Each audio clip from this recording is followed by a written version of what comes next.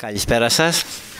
Βρισκόμαστε στο φιλόξενο χώρο της βιβλιοθήκης και θα παρακαλέσω την προϊσταμένη της Δημόσιας Βιβλιοθήκης, την κυρία Ρούσου, η οποία ήταν και πρόεδρος του Ορφέα επί σειρά ετών, να ξεκινήσουμε τη διαδικασία. Ευχαριστώ πολύ. Αξιότιμε κύριε Βουλευτή Λευκάδας, κύριε Αντιδήμαρχη, κύριε Καβαδά, πρώην Βουλευτή, κύριε Βεργίνη, πρώην Βουλευτή, κύριε Γρηγόρη, πρώην Βουλευτή, κύριε Μελά, πρώην Δήμαρχη Απολωνίων και κύριε Σταματέλο, πρώην Δήμαρχε Λευκάδας, κύριε Πρόεδρε της Εταιρείας Λευκαδικών Μελετών, αγαπητά μέλη του Διοικητικού Συμβουλίου του Ορφέα, αξιότιμα και αγαπητά μέλη της οικογένειας Φατούρου, αξιότιμοι κύριοι ομιλητές, αξιότιμοι και αγαπητοί κυρίες και κύριοι. Σας καλωσορίζουμε στην παρουσίαση του βιβλίου «Το θαύμα του Ορφέα 1952. Οι απαρχές των γιορτών λόγου και τέχνης» με αποσπάσματα από τις σημειώσεις του Δημήτρη Φατούρου με τίτλο «Η ζωή μου». Είναι πολλαπλή χαρά και η συγκίνηση για μένα να συμμετέχω στην εκδήλωση, γιατί εκτός από οικοδέσποινα για 3 θητείες κατέθεσα μέρος της ψυχής μου στον Ορφέα σαν ταμείας και πρόεδρος του Διοικητικού Συμβουλίου. Είμαι επίσης ανθρωπίνως χαρούμενη που επιβιώσαμε από την περσινή πυρκαγιά. Σήμερα δυστυχώς είναι η τραγική επέτειος. Ξεκινώντας λοιπόν από το τίτλο, ήθελα να τονίσω πως η πορεία του Ορφέα δεν είναι μόνο θαύμα, αλλά αποτέλεσμα ψυχής, προσπάθειας και μόχθου χιλιάδων ανθρώπων, μελών διοικητικών συμβουλίων, εθελοντών, μελών των τμήματων, δασκάλων κλπ. Όλοι δουλεύουμε για τον Ορφέα, που θεωρούμε κάτι ευρύτερο από τα στενά όρια προσωπικών φιλοδοξιών, άλλωστε η ιστορία του Ορφέα δεν θα μπορούσε ποτέ να επηρεαστεί από προσωπικές ιδιοτέλειες. Ο Ορφέας από το 1937 και για 80 χρόνια ενσαρκώνει την ανάγκη των ανθρώπων κάθε μορφωτικού ή άλλου επίπεδου στη Λευκάδα να διοχετεύσουν τις πνευματικές τους ανησυχίες και τις συμπυκνώνει στην ίδρυση και λειτουργία μαντολινάτας, χορευτικού, λαογραφικού μουσείου, μουσικών σχολών, χοροδιών, θεατρικής ομάδας και ποικίλων πολιτιστικών εκδηλώσεων, ιστορικών επετείων όπως η Ένωση της Επτανήσου, μέχρι καθαρά ψυχαγωγικών.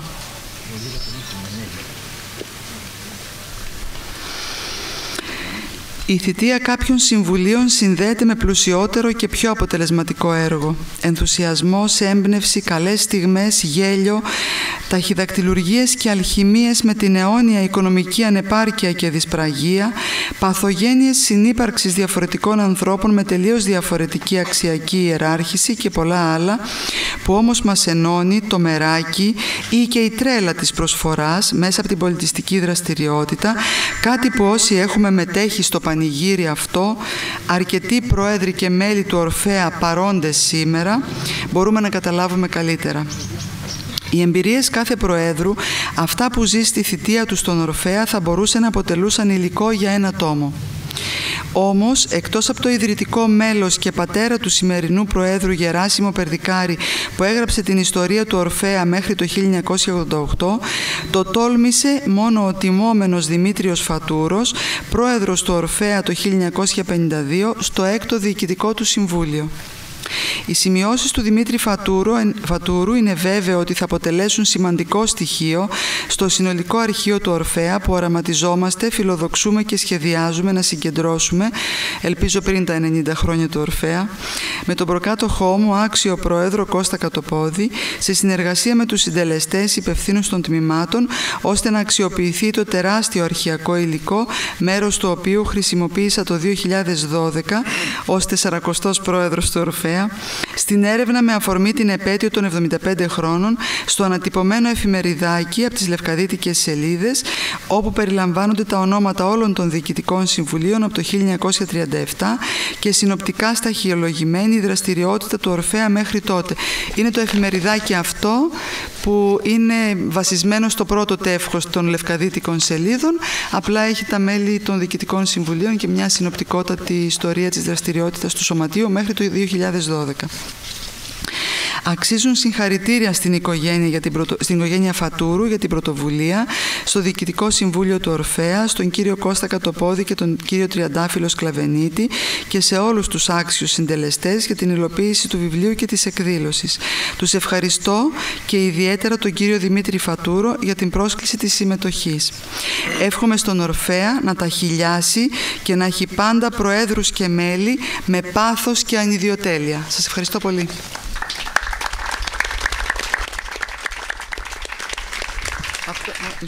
Αυτό είναι το χειρόγραφο «Η ζωή μου» του Δημητρίου Φατούρου που υπάρχει στη βιβλιοθήκη και μπορείτε σε άλλο χρόνο να το δείτε. Ευχαριστώ πολύ. Ευχαριστούμε πολύ την κυρία Ρούσου και θα παρακαλέσω τον σημερινό πρόεδρο του Ορφέα, τον Δημήτρη τον Μπερτικάρη, να χαιρετήσει την εκδήλωση.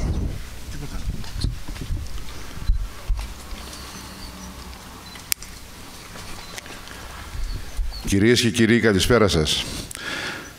80 χρόνια ζωής και μιας πλούσιας και πολύπλευρης δραστηριότητας ενός τοπικού σωματείου δεν είναι κάτι που μπορεί να περάσει απαρατήρητο. Αλλά πρέπει να χαιρετιστεί ως ένα σπουδαίο γεγονός για ένα μικρό αλλά ιστορικό τόπο όπως η Λευκάδα. Οι παλαιότεροι λέγανε πως δεν μένει τίποτε άλλο από τον άνθρωπο παρά ό,τι καλύτερο σκέφτηκε και ό,τι καλύτερο δημιούργησε στη ζωή του για εκείνους που θα έρθουν μετά από εμάς, για να μας κρίνουν και να μας αξιολογήσουν. Και εμείς οι σύγχρονοι νιώθουμε αναπαυμένοι για τις όποιες προσφορές μας, χωρίς απαιτήσεις και χωρίς ανταλλάγματα, μέσα στα πλαίσια των όποιων πνευματικών μας δυνάμεων. Χωρίς απαιτήσεις και ανταλλάγματα ήταν και η προσφορά του Δημήτρη Φατούρου στην οικογένεια του Ορφέα και στα πολιτιστικά γεγονότα του τόπου μας.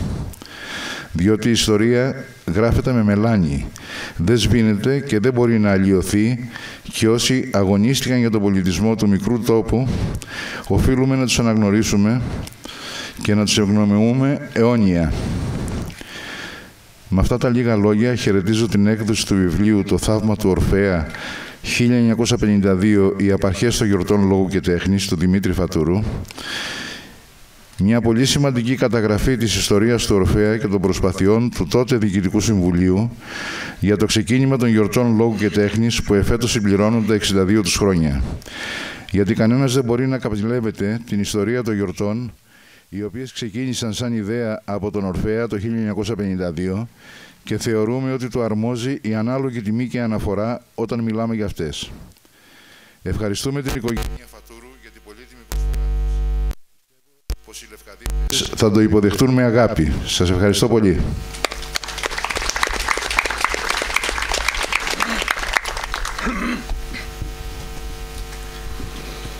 Ευχαριστούμε τον πρόεδρο του Ορφέα, τον Δημήτρη τον Μπερτικάρη. Νιώθω ιδιαίτερα ευτυχής που βρίσκομαι απόψε εδώ μαζί σας για να μοιραστούμε αυτό το επίτευγμα, να βγει ένα βιβλίο το οποίο θα φωτίσει μια ιστορική στιγμή στην ιστορία του τόπου μας και του Ορφέα, που είχαμε την τύχη να το υλοποιήσουμε μαζί με τον Δημήτρη το Φατούρο, και νιώθω πραγματικά υπερήφανος που το φέραμε σε πέρας και σας το παρουσιάζουμε σήμερα. Θέλω να ευχαριστήσω, πριν ακόμα ξεκινήσουμε, όλους αυτούς τους ανθρώπους που μας βοήθησαν αυτούς τους μήνες για να μπορέσουμε να μαζέψουμε το υλικό και να το παρουσιάσουμε σε βιβλίο. Θεωρώ υποχρέωσή μου να ευχαριστήσω το Ιστορικό Αρχείο, την κυρία Παπακώστα Χριστίνα, η οποία μας άνοιξε τις αγκαλιές της και μας έδωσε όλο το υλικό το οποίο υπήρξε στο αρχείο. Θεωρώ πραγματικά ότι αν δεν είχαμε τη βοήθειά της θα ήταν πολύ δύσκολο το έργο μας. Σε ευχαριστούμε πάρα πολύ. Θέλω να ευχαριστήσω βεβαίως όλους τους ανθρώπους που ήρθαμε σε επαφή και μας βοήθησαν αμέσως, χωρίς καμία δυσκολία. Είδαν τον ενθουσιασμό μας και μας βοήθησαν. Θέλω επίσης να ευχαριστήσω τον Σκλαβενίτη, τον Τριαντάφυλλο, τον Δημήτρη τον Τζερέ, τον Δημήτρη τον Φατούρο βεβαίως, την Πετρούλα τη Φατούρου, την Παρασκευή Κοψιδά, τον Σοκράτη το Μπουλή και τον Πέτρο Μπαλίση για την επιμέλεια του βιβλίου. Δεν θέλω να μακρηγορήσω, θα παραχωρήσω το μικρόφωνο στον αγαπημένο μου φίλο, τον Δημήτρη τον Φατούρο.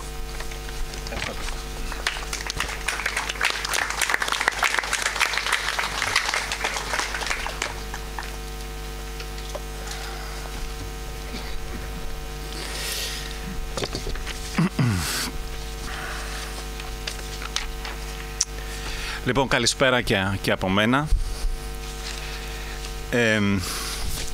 Αν ρωτήσετε τη γυναίκα μου, η οποία είναι σήμερα μαζί μας, ποια είναι η πιο ευτυχισμένη στιγμή της χρονιάς που περνάει, θα σας πει για μένα, δεν ελπίζω και για την ίδια, είναι η μέρα που έρχομαι στη Λευκάδα.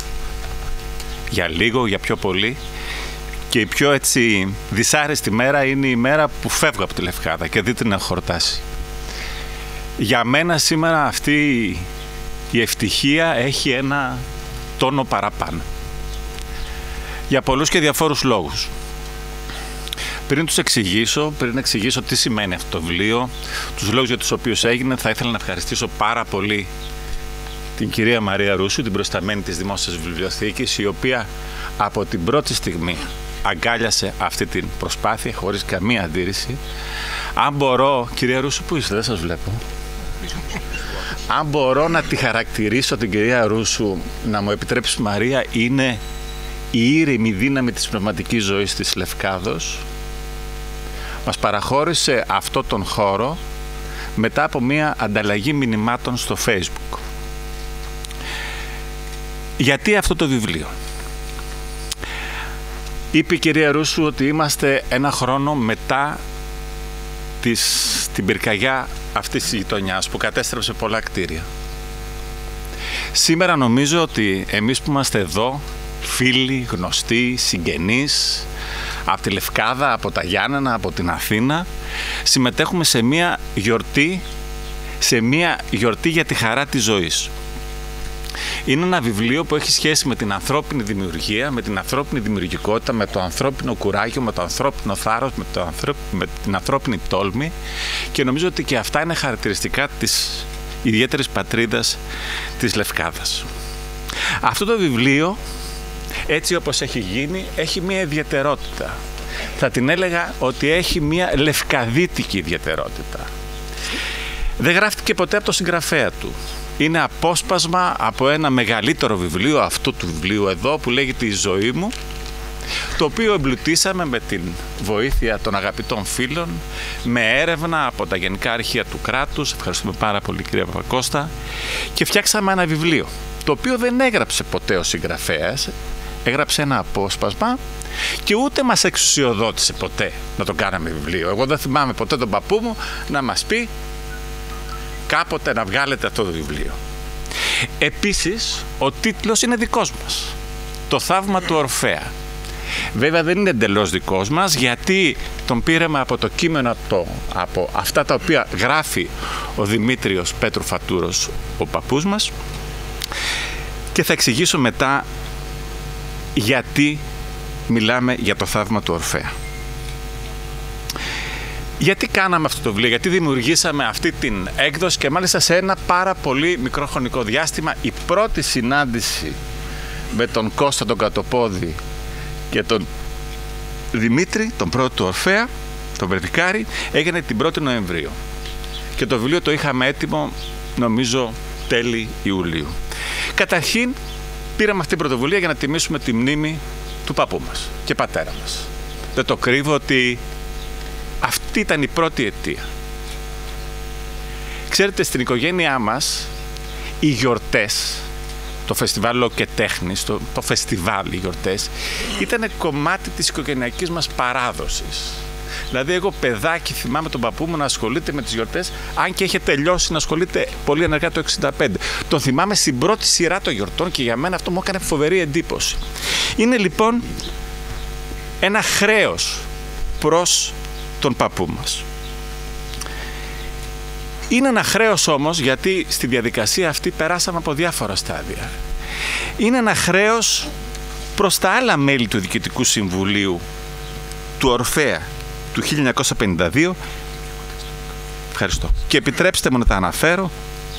Απόστολος Μέξης, Ειρηνοδίκης Λευκάδος, Πανταζής Κοτομίχης, καθηγητής του Γυμνασίου Λευκάδος, Ευστάθιος Μαυρομάτης έμπορος, Γεράσιμος Περδικάρης επαγγελματίας, Σπυρίδων Περδικάρης υπάλληλος Εθνικής Τράπεζας, Πάνος Ορντογιάννης, καθηγητής του Γυμνασίου Λευκάδος.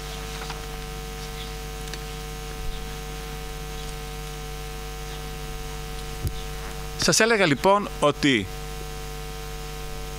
οι γιορτές ήταν κομμάτι της οικογενειακής μας παράδοσης.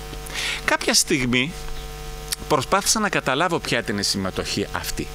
Δηλαδή γιατί ο παππούς μου είχε τόσο στενή σχέση με τις γιορτές. Μέχρι που ξαναδιάβασα με την ωριμότητα του ανθρώπου των 45 ετών το βιβλίο αυτό και ιδιαίτερα το απόσπασμα για τις γιορτές του 52 και κατάλαβα ότι έχουμε να κάνουμε με ένα, θα έλεγα, πάρα πολύ ενδιαφέρον, ίσως συναρπαστικό κείμενο, το οποίο εξηγεί πως 7 άνθρωποι το 1952, δηλαδή 3 χρόνια μετά τη λήξη του εμφυλίου πολέμου στη Λευκάδα και 3 χρόνια πριν την έναρξη του Φεστιβάλ Αθηνών, οραματίζονται τη δημιουργία ενός φεστιβάλ. Και εδώ ερχόμαστε στο θαύμα. Είναι 7 άτομα της μεσαίας κοινωνικής τάξης, θα έλεγα, δικηγόρος, επαγγελματίας, τραπεζικός υπάλληλος, δεν έχουν χρήματα, μόλις έχουν αναλάβει καθήκοντα στον Ορφέα και φιλοδοξούν μέσα σε 2 μήνες να έχουν διοργανώσει τις γιορτές. Δεν φιλοδοξούν να κάνουν μία μικρή γιορτή, φιλοδοξούν να κάνουν κάτι μεγάλο, κάτι μεγαλεπίβολο. Μιλάμε για το 1952, έχουν ήδη συναντήσει τον Καραντινό, σκηνοθέτη του Εθνικού Θεάτρου, και ξεκινάνε μία διαδικασία οργάνωσης γιορτών, το ανέβασμα του θεατρικού έργου του Νίκου Κατηφόρη, ο Φωτεινός, και μάλιστα στον χώρο στον οποίο διαδραματίζεται το ίδιο το έργο. Μιλάμε για την εποχή εκείνη και χωρίς πόρους, για ένα μεγαλεπίβολο σχέδιο. Στην πορεία αυτή συναντούν όμως δυσκολίες, θα τα πούνε και οι ομιλητές που θα ακολουθήσουν. Μέσα σε αυτό το δίμηνο, το οποίο είναι ένα δίμηνο με πάρα πολλές εντάσεις, είναι ένα δίμηνο με αντικρουόμενα συναισθήματα, από τον απόλυτο ενθουσιασμό όταν ο Καραντινός, σκηνοθέτης του Εθνικού Θεάτρου, έχει πει το ναι, μέχρι τη στιγμή που ο νομάρχης Λευκάδος τους ανακοινώνει ότι οι γιορτές δεν θα γίνουν. Αυτά συμβαίνουν σε ένα πάρα πολύ μικρό χρονικό διάστημα. Είναι ένα δίμηνο το οποίο πραγματικά είναι τόσο πυκνό σε γεγονότα, σε αλληλογραφία, που κι εγώ που έχω διαβάσει και το αρχείο και το βιβλίο τόσες φορές, δεν έχω καταφέρει ακόμα να τα βάλω σε μία σειρά. Δεν θέλω να μακρηγορήσω. Θέλω απλώς να σας πω ότι αυτοί οι άνθρωποι, οι 7 άνθρωποι, οι οποίοι δεν ήταν πλούσιοι, δεν υπαναχωρούν ούτε στις πιέσεις. Όταν δηλαδή καταλαβαίνουν ότι δεν έχουν τη δυνατότητα να κάνουν τις γιορτές, ότι υπάρχουν ισχυρές αντιρρήσεις, ισχυρές αντιδράσεις, δεν υπαναχωρούν. Επιμένουν μέχρι το τέλος. Επιμένουν γιατί πιστεύουν ότι έχουν το δίκιο μαζί τους. Οι γιορτές τελικά, όπως ξέρετε, δεν θα γίνουν. Είναι πραγματικά ταγμένοι σε αυτό το οποίο κάνουν.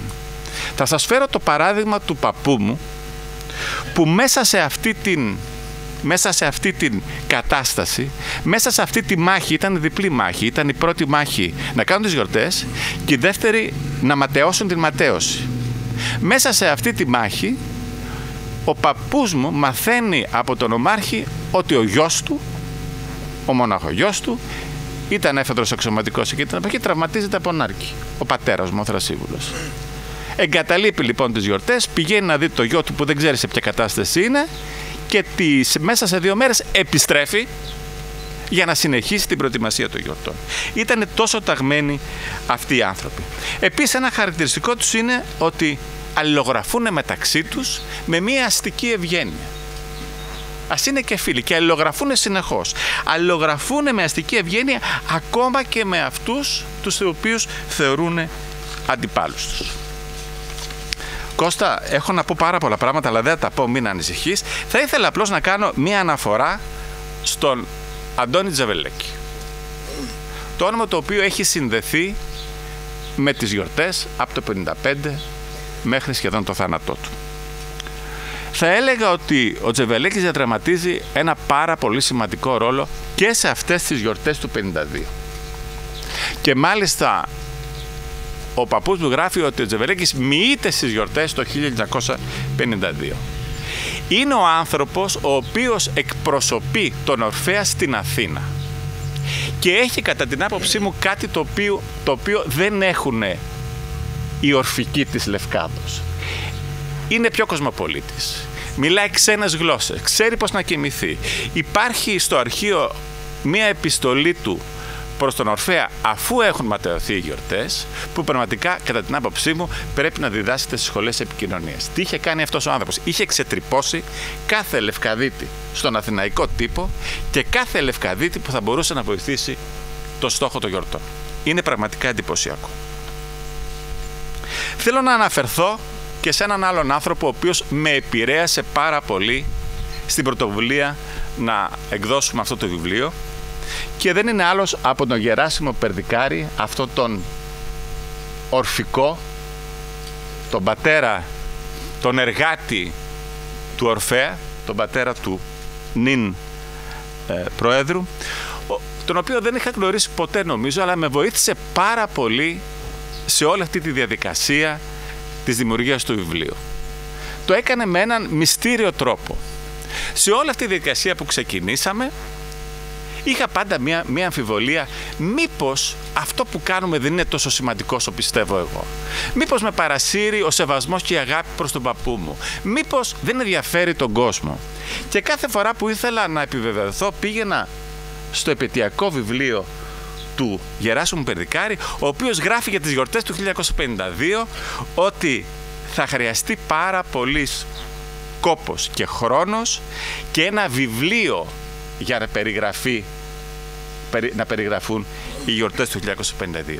Αλλά τελειώνοντας πάλι την προσπάθεια αυτή, πάλι ο Γεράσιμος Περδικάρης έρχεται μέσα από το βιβλίο του και μου λέει και μας λέει ότι καλά κάνετε που το βγάζετε, γιατί το 1952, λέει ο Γεράσιμος Περδικάρης, είναι ένα ιστορικό έτος για τον Ορφέα και για τη Λευκάδα.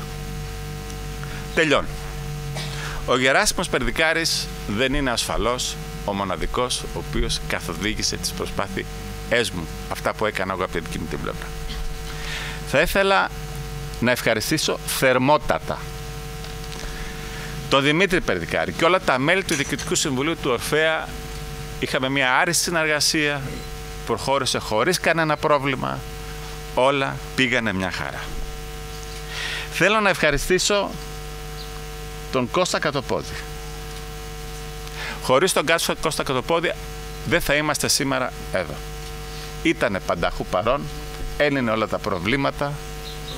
Νομίζω ότι μετά από αυτή την κοινή προσπάθεια έχει δημιουργηθεί μια ισχυρή φιλία. Θα ήθελα να ευχαριστήσω επίσης τον κύριο Σκλαβενίτη.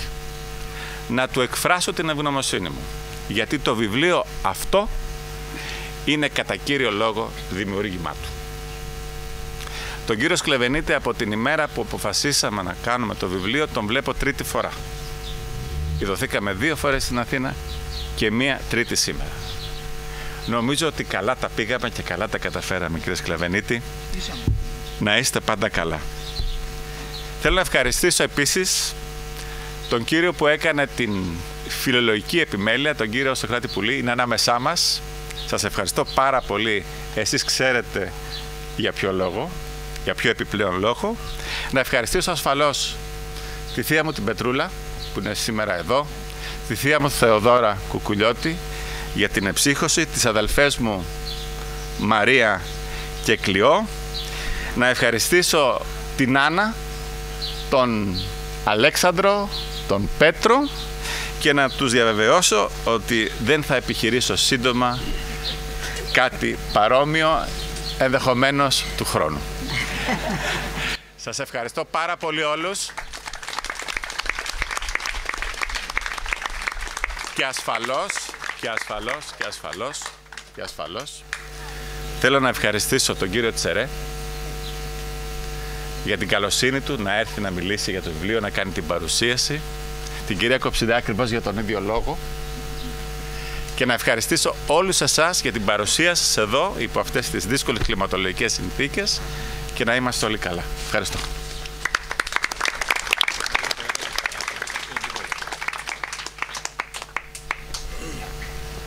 Ευχαριστούμε τον Δημήτρη, τον φίλο μου, που πραγματικά φέραμε σε πέρα σε ένα ωραίο σκοπό, και θα παρακαλέσω να μιλήσει η κυρία Πετρούλα Φατούρου, αρχιτέκτονος μηχανικός, η οποία είναι από την οικογένεια, και την ευχαριστούμε και για τη μεγάλη προσφορά τους να εκδοθεί το βιβλίο αυτό και τα έσοδα του βιβλίου να ενισχύσουν τον Ορφέα που το έχει ανάγκη. Σας καλησπερίζω όλους. Αγαπητοί μου συμπολίτες, Λευκαδίτησες και Λευκαδίτες, οι φίλοι, οι συγγενείς, είμαι πολύ χαρούμενη που σας βλέπω όλους εδώ απόψε να τιμήσουμε όλοι μαζί έναν άνθρωπο, αλλά όχι μόνο έναν άνθρωπο, μια εποχή που πραγματικά έδωσε πολλά στη Λευκάδα. Βασικά είμαι εδώ απόψε γιατί ο Δημήτρης θα είπε πολύ καλά όλα αυτά τα διαδικαστικά και την αιτία που δημιουργήθηκε αυτό το βιβλίο, τι θέλαμε να προσφέρουμε και να κάνουμε. Εγώ ήρθα να μιλήσω μονάχα από την εμπειρία μου σαν παιδί του Δημητρίου Φατούρου, πώς έζησα αυτή την εποχή των γιορτών λόγου και τέχνης, γιατί και εγώ είμαι μιας ηλικίας όπου συμμετείχα. Δηλαδή, όχι από πολύ μικρή ηλικία, αλλά ήμουνα ξεναγός, βοηθούσα τα συγκροτήματα, τα πήγαινα στο εστιατόριο να φάνε, τα πήγαινα στο ξενοδοχείο να μείνουνε, βρίσκαμε τα κρεβάτια, βρίσκαμε τα σεντόνια, τους τρώναμε τα κρεβάτια. Όλα αυτά τα έζησα από πρώτο χέρι και ήθελα να μιλήσω για αυτά τα πράγματα βασικά, που ίσως οι νεότεροι να μην τα ξέρουν, να μην τα έχουν ακούσει κάπως, αλλά όχι με μεγάλη λεπτομέρεια. Βασικά βέβαια θέλω να μιλήσω και για τον πατέρα μου, για από μια έτσι αγάπη για το έργο του, για την προσπάθεια που έκανε, διότι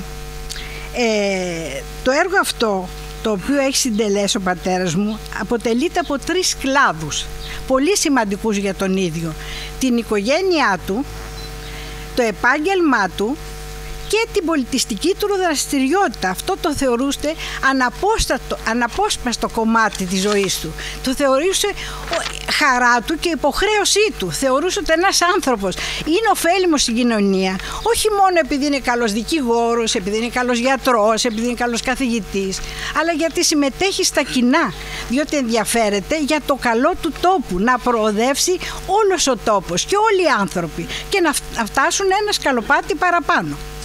Αυτό το έκανε πράξη. Το βιβλίο δε, και αυτό αποφαίνεται από το βιβλίο του, αν το διαβάσει κανείς, η ζωή μου, όπου δεν αναφέρεται σε λεπτομέρειες πώς πήγε το επάγγελμά του, τι έκανε. Βασικά αναφέρεται πώς έφτιαξε αυτές τις γιορτές λόγω τέχνης, πώς εξελίχθηκαν, τις δυσκολίες που συνάντησε. Δηλαδή τα 3/4 του βιβλίου είναι ακριβώς αυτό, η δραστηριότητά του πολιτιστική. Είμαι σίγουρη βέβαια ότι αυτά τα λόγια τα οποία σας λέω εκπροσωπούν, γιατί τα γνωρίζουν από πρώτο χέρι, και τα αδέρφια μου, τη Ρούλα που είναι εδώ, τον αδερφό μου τον Θρασίβουλο, ο οποίος λόγω δυσκολίας να μετακινηθεί δεν είναι εδώ απόψε μαζί μας, αλλά και τις 2 μου άλλες αδερφές, οι οποίες δεν υπάρχουν πια στη ζωή. Ποιος ήταν ο πατέρας μου, για να δώσω 2 λόγια μονάχα, να μην σας κουράσω? Ήταν ένα παιδί από ένα απομακρυσμένο χωριό της Λευκάδος, την Εύγυρο Λευκάδος. Ένα φτωχό παιδί, ένα παιδί αγροτών, και όχι μόνο αγροτών, φτωχών αγροτών, χωρίς κλήρο και ηλικιωμένων ανθρώπων, δεν ήταν νέοι οι γονείς του, ο οποίος παντρεύτηκε για διάφορους λόγους που δεν αξίζει να τους πούμε τώρα, 16 ετών, και 21 έτους είχε 3 παιδιά, χωρίς να έχει ακόμα σπουδάσει. Ό,τι θα σπουδάσει όμως ήταν απαραίτητο για αυτόν. να φύγει από την Εύγυρο, πολλές φορές να έρθει με τα πόδια για το δημοτικό και το σχολείο στη Λευκάδα. Μας έλεγε 8 ώρες περπατούσα, γιατί δεν είχαν ούτε γάιδαρο για να έρθουνε. Περπατούσε να έρθει στη Λευκάδα ή να πάει στη Βασιλική, όπου ήταν το σχολαρχείο, δεν θυμάμαι πώς το λέγανε, και μετά να φύγει για την Αθήνα να σπουδάσει, ενώ είχε 3 παιδιά, ενώ είχε μια γυναίκα στο χωριό και τους γονείς του ηλικιωμένους αγρότες. Τίποτα από αυτό δεν τον πτώησε για να σπουδάσει και να γίνει αυτό που έγινε. Είναι ένα παράδειγμα για όλους μας, όχι μόνο για τον ίδιο. Ο πατέρας μου είχε τόσο αγάπη για τον τόπο, για τους ποιητές, για τους φιλολόγους, γιατί είχε σπουδάσει στην αρχή, πέρασε και από τη φιλολογική σχολή και μετά πήγε στη νομική. Πήγε ένα φεγγάρι στη φιλολογία. Όπου κάθε βράδυ στο σπίτι, θα το θυμάται η αδερφή μου η Ρούλα, μας διάβαζε ποίηματα του Άγγελου Σικελιανού, του Βαλαωρίτη, και όχι μόνο μας τα διάβαζε, μας τα ανέλυε. Μας έλεγε κάτω από ποιες συνθήκες γράφτηκαν, γιατί γράφτηκαν, τι εκπροσωπούσαν, την εποχή, τον πολιτισμό της εποχής. Όλα αυτά ήταν ένα πλαίσιο μέσα στο οποίο μας διαμόρφωσε και μας έλεγε ότι ο άνθρωπος πρέπει να προσφέρει στον τόπο του, και αυτός το θεώρησε υποχρέωσή του να προσφέρει και χαρά του, γιατί σου λέει αυτός ο τόπος με έβγαλε, με έκανε μεγάλον, με έκανε δικηγόρο, με έκανε ένα ονομαστό στέλεχος της κοινωνίας, και εγώ του οφείλουμε στην πατρίδα μας να προσφέρουμε. Ήταν πρόεδρος σε 37, μπορεί να το χωρέσει ο νου σας, οργανώσεις, στη Φιλαρμονική, στον Ορφέα, στο Λιμενικό Ταμείο, στον Τηλικράτη, στα αθλητικά, τι να σας πω, να μην τις απαριθμίσω, σε πόσες οργανώσεις ήταν μέλος, ακόμα και στα συσίτια, και στο να χτιστεί το γυμναστήριο και στο να χτιστούν τα σχολεία. Τι να σας πω, δηλαδή τα αναφέρει μέσα στο βιβλίο του, και έστεινε αριθμός. Ένας άνθρωπος που είχε 5 παιδιά. Που αυτή την εποχή είχε παιδιά στην Αθήνα που σπουδάζαν. Για να σας λέω, 21 ετών είχε 3 παιδιά. Στα 45 τα παιδιά του ήταν στην Αθήνα και σπουδάζαν. Έπρεπε να τα σπουδάσει. Ένας άνθρωπος που επέμενε να σπουδάσει τα κορίτσια του, που ήταν φεμινιστής μέχρι εκεί που δεν μπαίνει, που δεν είναι σήμερα, πατέρα. Να σπουδάσουν τα κορίτσια του οπωσδήποτε. Οι αδερφές μου σήμερα θα ήταν 90 χρονών. Τη σπούδασε. Η μία ήταν οδοντίατρος και άλλη πέρασε και από τη γαλλική φιλολογία και από τη νομική. Ήταν άνθρωπος όχι φεμινιστής, κάτι παραπάνω. Λάτρευε βέβαια το Σικελιανό, οφείλω να το πω εδώ, και το Βαλαωρίτη. Το Σικελιανό πάρα πολύ, τον θαύμαζε και μου έλεγε, θα το πω τώρα γιατί είναι κάτι που μου είχε κάνει εντύπωση, ότι όταν ήρθε ο Σικελιανός στην πρωτομή του Βαλαωρίτη εδώ στο Μποσκέτο και να απαγγείλει ένα ποίημα, ήταν τόσο όμορφος άντρας και θηριώδης, έτσι, και μεγαλόσωμος και λοιπά, και βροντερή φωνή, που η φωνή του, μας έλεγε, έφτανε απέναντι στα βουνά της Ετωλοκαρνανίας και γύρναγε πίσω. Τόσο πολύ του είχε κάνει εντύπωση. Το θαύμαζε πάρα πολύ το Σικελιανό και κάθε βράδυ οπωσδήποτε θα διάβαζε το Σικελιανό. Ένας τέτοιος άνθρωπος λοιπόν, που έδωσα το πλαίσιο, δεν μπορούσε παρά να σκεφτεί μαζί με άλλους συμπολίτες μας, βέβαια, όπως αναφέρθηκε από τον ανιψιό μου, τις γιορτές λόγου και τέχνης, και όχι να κάνει αυτό που είπε και ο Δημήτρης, γιορτές τοπικές εδώ, δηλαδή κάτι Λευκάδα, Πρέβεζα κλπ. Όχι.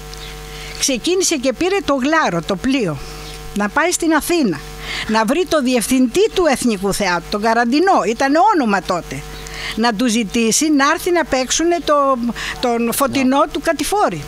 Το 52, το οποίο εκείνη την εποχή μετά τον εμφύλιο, καταλαβαίνετε ότι, όπως το διαβάσει το Φωτεινό, που είναι ένα έργο των εργατών, των αγροτών εναντίον των τσιφλικάδων, δεν ήταν εύκολο να το τολμήσεις και να το πεις, καθόλου εύκολο.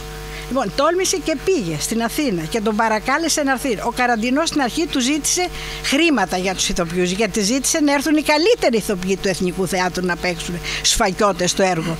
Ο Καραντινός δυσκολεύτηκε στην αρχή. Ήρθε όμως στην Λευκάδα να δει το χώρο, να δει το μέρος κλπ. Και συμφώνησε να το κάνουν αφιλοκερδός, γιατί του λέει, πατέρα, δεν έχει χρήματα, δεν μπορούμε να δώσουμε καθόλου. Το μόνο που μπορεί να σας παρέχουμε είναι στέγη και τροφή. Και αποφάσισαν να έρθει, αλλά να έρθουν, να το κάνουν. Ήρθε ο Καραντινός εδώ, ενισχύθηκε και με άλλους ηθοποιούς κλπ. Αλλά η παράσταση για κάποιους λόγους δεν έγινε.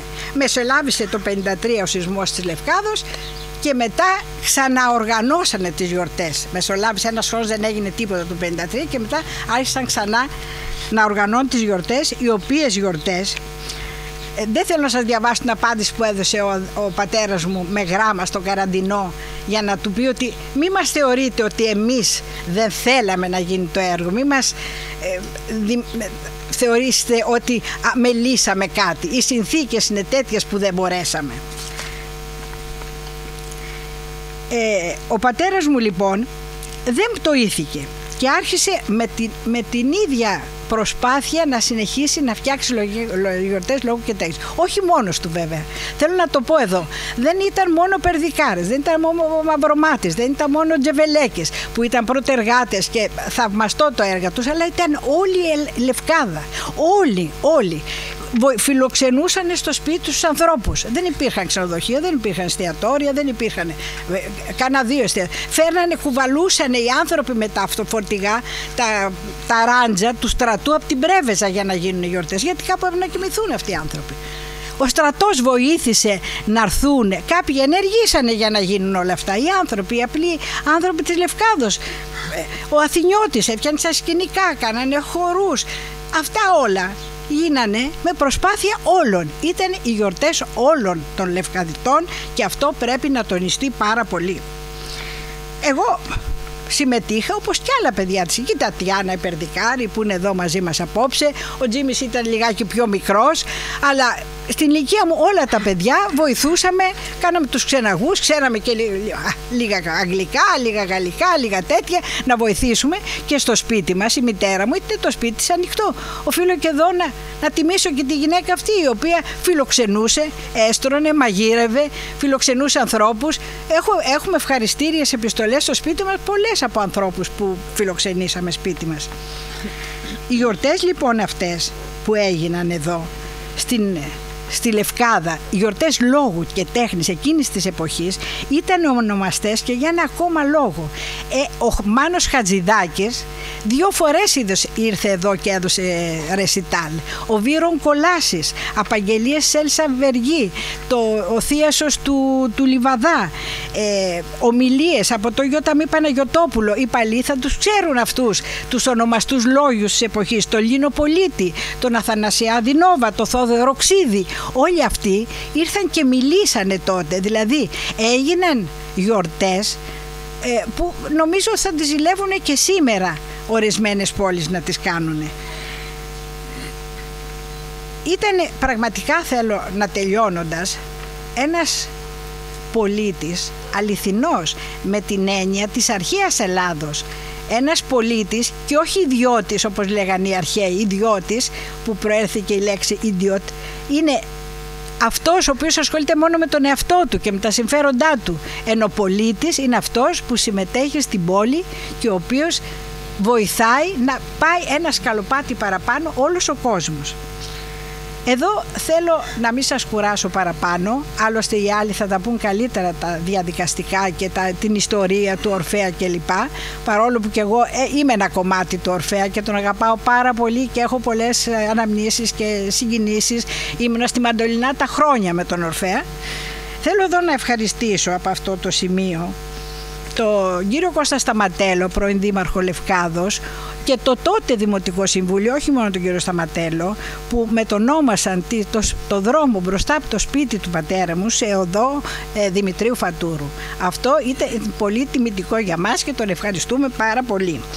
Επίσης, θέλω να ευχαριστήσω όλους, τον ανιψιό μου, όλους, τον Κώστα, όλους που βοήθησαν να γίνει αυτό το βιβλίο, το οποίο πραγματικά είναι πάρα πολύ ωραίο, και το βιβλίο του πατέρα μου, αλλά το γιορτών λόγου και τέχνης τα εμπεριέχει αυτό το βιβλίο και είναι ωραίο να το διαβάσει κανείς, έτσι και σαν αφήγημα είναι πάρα πολύ ευχάριστο να διαβάσει, σαν μυθιστόρημα. Λοιπόν, θα έλεγα να το διαβάσει κανείς, διότι έτσι βλέπει όλη την ιστορία, δεν είναι μόνο η ιστορία ενός ανθρώπου ή μιας εποχής, είναι όλη η ιστορία της Λευκάδος. Τις ευχαριστίες για τους παρόντες και που ήρθανε και λοιπά, τους είπαν και άλλοι με μεγαλύτερη λεπτομέρεια, θα ξεχάσω και κάποιον. Σας ευχαριστώ όλους πάρα πολύ και τον ανιψιό μου ιδιαίτερα. Ευχαριστώ πολύ. Ευχαριστούμε την κυρία Φατούρου και το λόγο έχει ο Δημήτρης Τσερές. Κυρίες και κύριοι, είναι τιμή για μένα που οι οργανωτές της απόψινής εκδήλωσης μου ανέθεσαν να παρουσιάσω το βιβλίο του Δημήτρη Φατούρου. Τους ευχαριστώ πολύ. Κυρίως όμως είναι χαρά μου, αλλά νομίζω και χαρά όλων μας που έχουμε απόψε την καλή τύχη να υποδεχόμαστε αυτό το εξαιρετικά επιμελημένο, τεκμηριωμένο και καλοτυπωμένο βιβλίο που έχει ως θέμα του ένα κομβικό ζήτημα της μεταπολεμικής λευκαδικής ιστορίας. Τη γέννηση των γιορτών λόγου και τέχνης εκεί στις αρχές της δεκαετίας του 1950. Ένα βιβλίο που, αν και πολύ σημαντικό για τη μεταπολεμική ιστορία του τόπου, μάλλον άργησε να πάρει το δρόμο προς το τυπογραφείο. Και η χαρά μας είναι μεγαλύτερη, γιατί η έκδοση του βιβλίου συμπίπτει με τη συμπλήρωση 80 χρόνων από την ιδρύση του Ορφέα.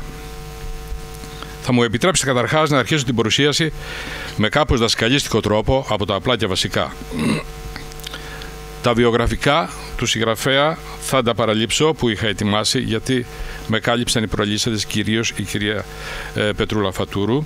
Θα συμπληρώσω μόνο ότι ο Δημήτρης Φατούρος, που όπως ακούσατε γράφτηκε στη φιλοσοφική, τελικά δεν φοιτησε στη φιλοσοφική, γιατί η φιλοσοφική απαιτούσε να φοιτήσει κανονικά. Και ο άνθρωπος, οικογενειάρχης στην εποχή εκείνη, δεν μπορούσε να φοιτήσει. Πήγε στη νομική, όπου δεν ήταν απαραίτητη η παρουσία η καθημερινή. Ο άνθρωπος διάβαζε στο χωριό και πήγαινε και έδινε εξετάσεις. Τελειώνω με τα βιογραφικά. Το βιβλίο που παρουσιάζαμε απόψε αριθμεί 128 σελίδες. Φέρει τον τίτλο «Το θαύμα του Ορφέα 1952, οι απαρχές των γιορτών λόγου και τέχνης, ιστόρηση και κατάδυση μαρτυριών με επιμέλεια και επιλεγόμενα του τριαντάφυλλου Σκλαβενίτη», και είναι η αναδημοσίευση μιας ενότητας ενός μεγαλύτερου βιβλίου του συγγραφέα. Συγκεκριμένα, το 1986 ο συνταξιούχος πλέον Δημήτρης Φατούρος είχε ετοιμάσει ένα δακτυλόγραφο βιβλίο με τίτλο «Η ζωή μου, βιογραφική ιστόρηση 251 σελίδων», αποτελούμενο από 5 κεφάλαια, το περιεχόμενο του οποίου αποτυπώνεται με ενάργεια στον τίτλο του. Το βιβλίο αυτό το παρέδωσε στα μέλη της οικογένειάς του και σε μερικούς φίλους. Αντίτυπο κατέθεσε και στη Χαραμόγλιο Βιβλιοθήκη. Η 35η ενότητα αυτού του βιβλίου φέρει τον τίτλο «Μουσικοφιλολογικός Όμιλος Ορφέως Λευκάδος». Αυτή ακριβώς η ενότητα, αν δημοσιεύεται εδώ, αυτή αποτελεί το βιβλίο που παρουσιάζουμε. Παρακβατικά, την πρώτη επαφή με τα ιστορούμενα στο βιβλίο την είχα προ 30 ετών, όταν ως προϊστάμενος στο Ιστορικό Αρχείο Λευκάδος είχα διαβάσει τα 36 έγγραφα του φακέλου που είχε καταθέσει στο αρχείο από το 1959 ο Δημήτρης Φατούρος και τα οποία αναφέρονταν στις ματιωθείς γιορτές του 1952. Την εποχή εκείνη οι άνθρωποι πίστευαν ότι γράφουν ιστορία και γι' αυτό κατέθεταν τα γραπτά τεκμήρια των πεπραγμένων τους στο Ιστορικό Αρχείο Λευκάδος. Είχα σκεφτεί τότε, να, ένα υλικό για ένα σπουδαίο βιβλίο. Ζήλια. Αλλά η ζήλια μου μετριάζεται, αφού τη δόξα μου την έκλαψε αγαπημένος φίλος και συνοδοιπόρος που αλέπαθε. Κλείνει η παρέκβαση. Τα περιεχόμενα του βιβλίου τώρα. Το προλογικό μέρος του βιβλίου περιλαμβάνει α. Το συνοπτικό και πυκνό σημείωμα του εγγονού του συγγραφέα Δημήτρη Φατούρου 1952-2017, 65 χρόνια από το θαύμα του Ορφέα. Β. Ένα σύντομο βιογραφικό του συγγραφέα. Τρίτον, το εκ μέρους όλων των παιδιών του συγγραφέα σημείωμα της κόρης του Πετρούλας Φατούρου Τσαμασφύρου με τίτλο «Ο πατέρας μας Δημήτριος Φατούρος», που είναι γεμάτο αγάπη, σεβασμό και θαυμασμό για το έργο του πατέρα τους. Και τέταρτο, το σημείωμα του επιμελητή του βιβλίου για τον αναγνώστη, ένα τρόπον την manual, όπως λέμε στη νεοελληνική, για τη διευκόλυνση του χρήσης του βιβλίου. Ακολουθεί το κύριο σώμα του βιβλίου, σελίδες 33-66, στο οποίο ο Δημήτρης Φατούρος, με ημερολογιακή χρονική σειρά και συνεχή παράδειση τεκμηρίων, εξιστορεί με ακρίβεια τα πεπραγμένα του ως Προέδρου ή σημαίνοντος ενεργού στελέχους του Ορφέα. Τη λεόντια μερίδα της εξιστόρησης αποτελεί ο προγραμματισμός και η ματέωση των γιορτών λόγου και τέχνης του 1952. Ο συγγραφέας καταρτίζει το φάκελο της υπόθεσης των ματαιωθησών γιορτών του 1952 με τη ζηλευτή ακρίβεια με την οποία ένας ευσυνείδητος θεράπων της Θέμιδος καταρτίζει τον φάκελο μιας σημαντικής υπόθεσης που θα καταθέσει στο δικαστήριο. μόνο που αυτή τη φορά ο φάκελός του θα τεθεί ενώπιον ενός άλλου δικαστηρίου. Έπονται τα παραρτήματα, σελίδες 57-93, όπου δημοσιεύονται 5 επιλεγμένα τεκμήρια, τα οποία είχε συλλέξει στο αρχείο του συγγραφέας, αλλά δεν τα είχε ενσωματώσει στο κείμενό του, και κάποια από αυτά είχαν δημοσιευθεί στον τύπο της Λευκάδος. Τα 4 από τα τεκμήρια αφαιρούν τη σύγκρουση του 1952.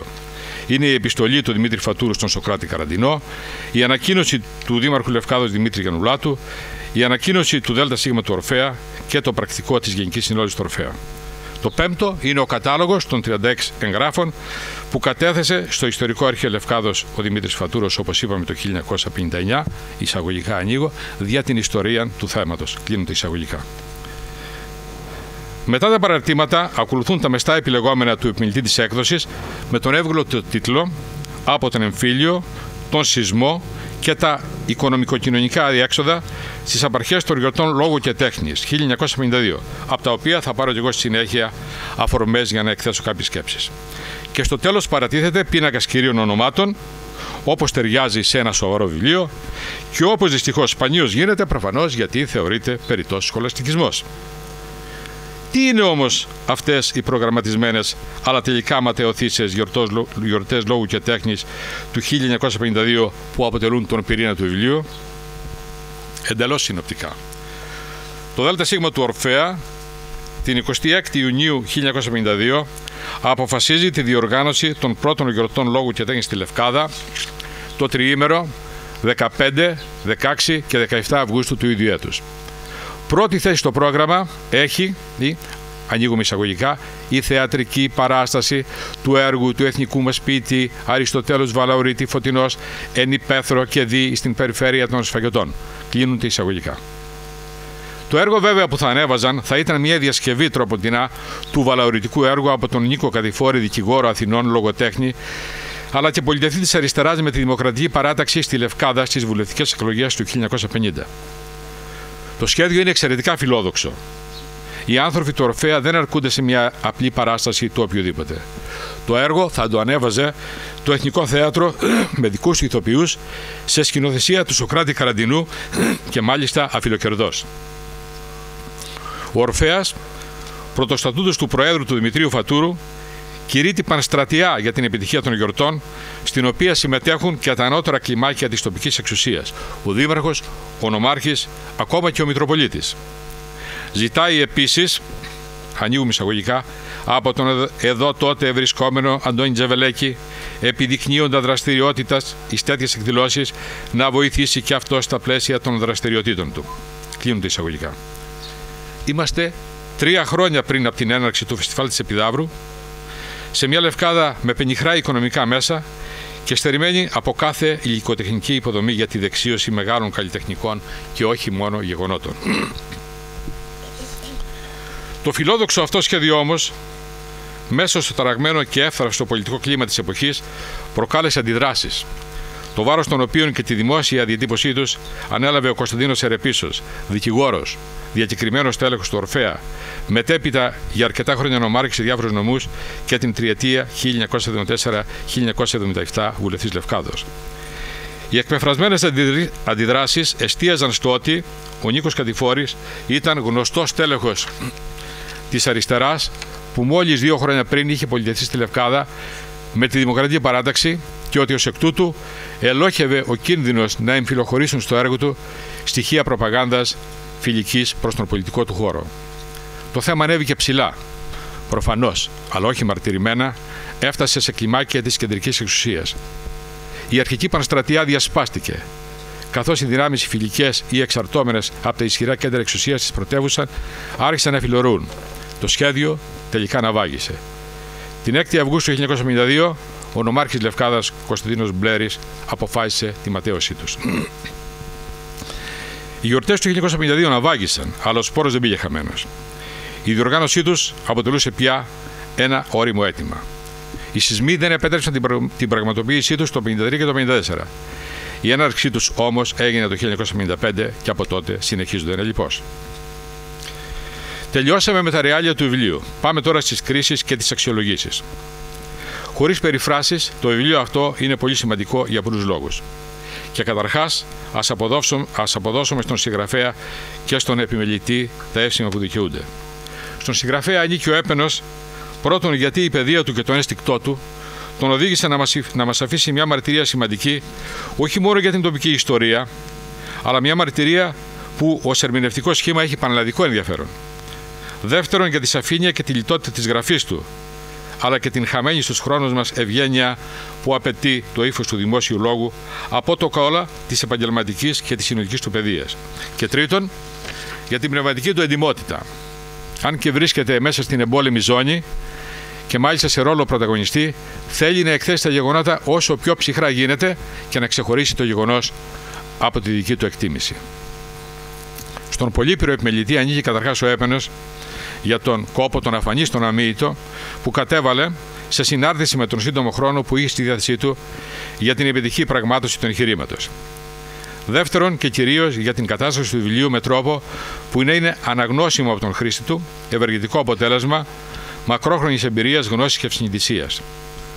Τρίτον, για τα μεστά και εξαντλητικώς τεκμηριωμένα επιλεγόμενά του, τα οποία εκτός από την εξιστόρηση των γεγονότων δίνουν ερμηνείες σε κέρια ζητήματα της εποχής εκείνης και επιτρέπουν στον αναγνώστη να εντάξει τα ιστορούμενα του βιβλίου στο γενικότερο λευκαδικό και πανελλήνιο πλαίσιο ή, όπως λέει ο ίδιος, εισαγωγικά, σε μια σύγχρονη γενική θέαση των πραγμάτων και μιας κατάματης προσέγγισης των γεγονότων στις λεπτομέρειες και την ολότητά τους. Κλείνουν τα εισαγωγικά.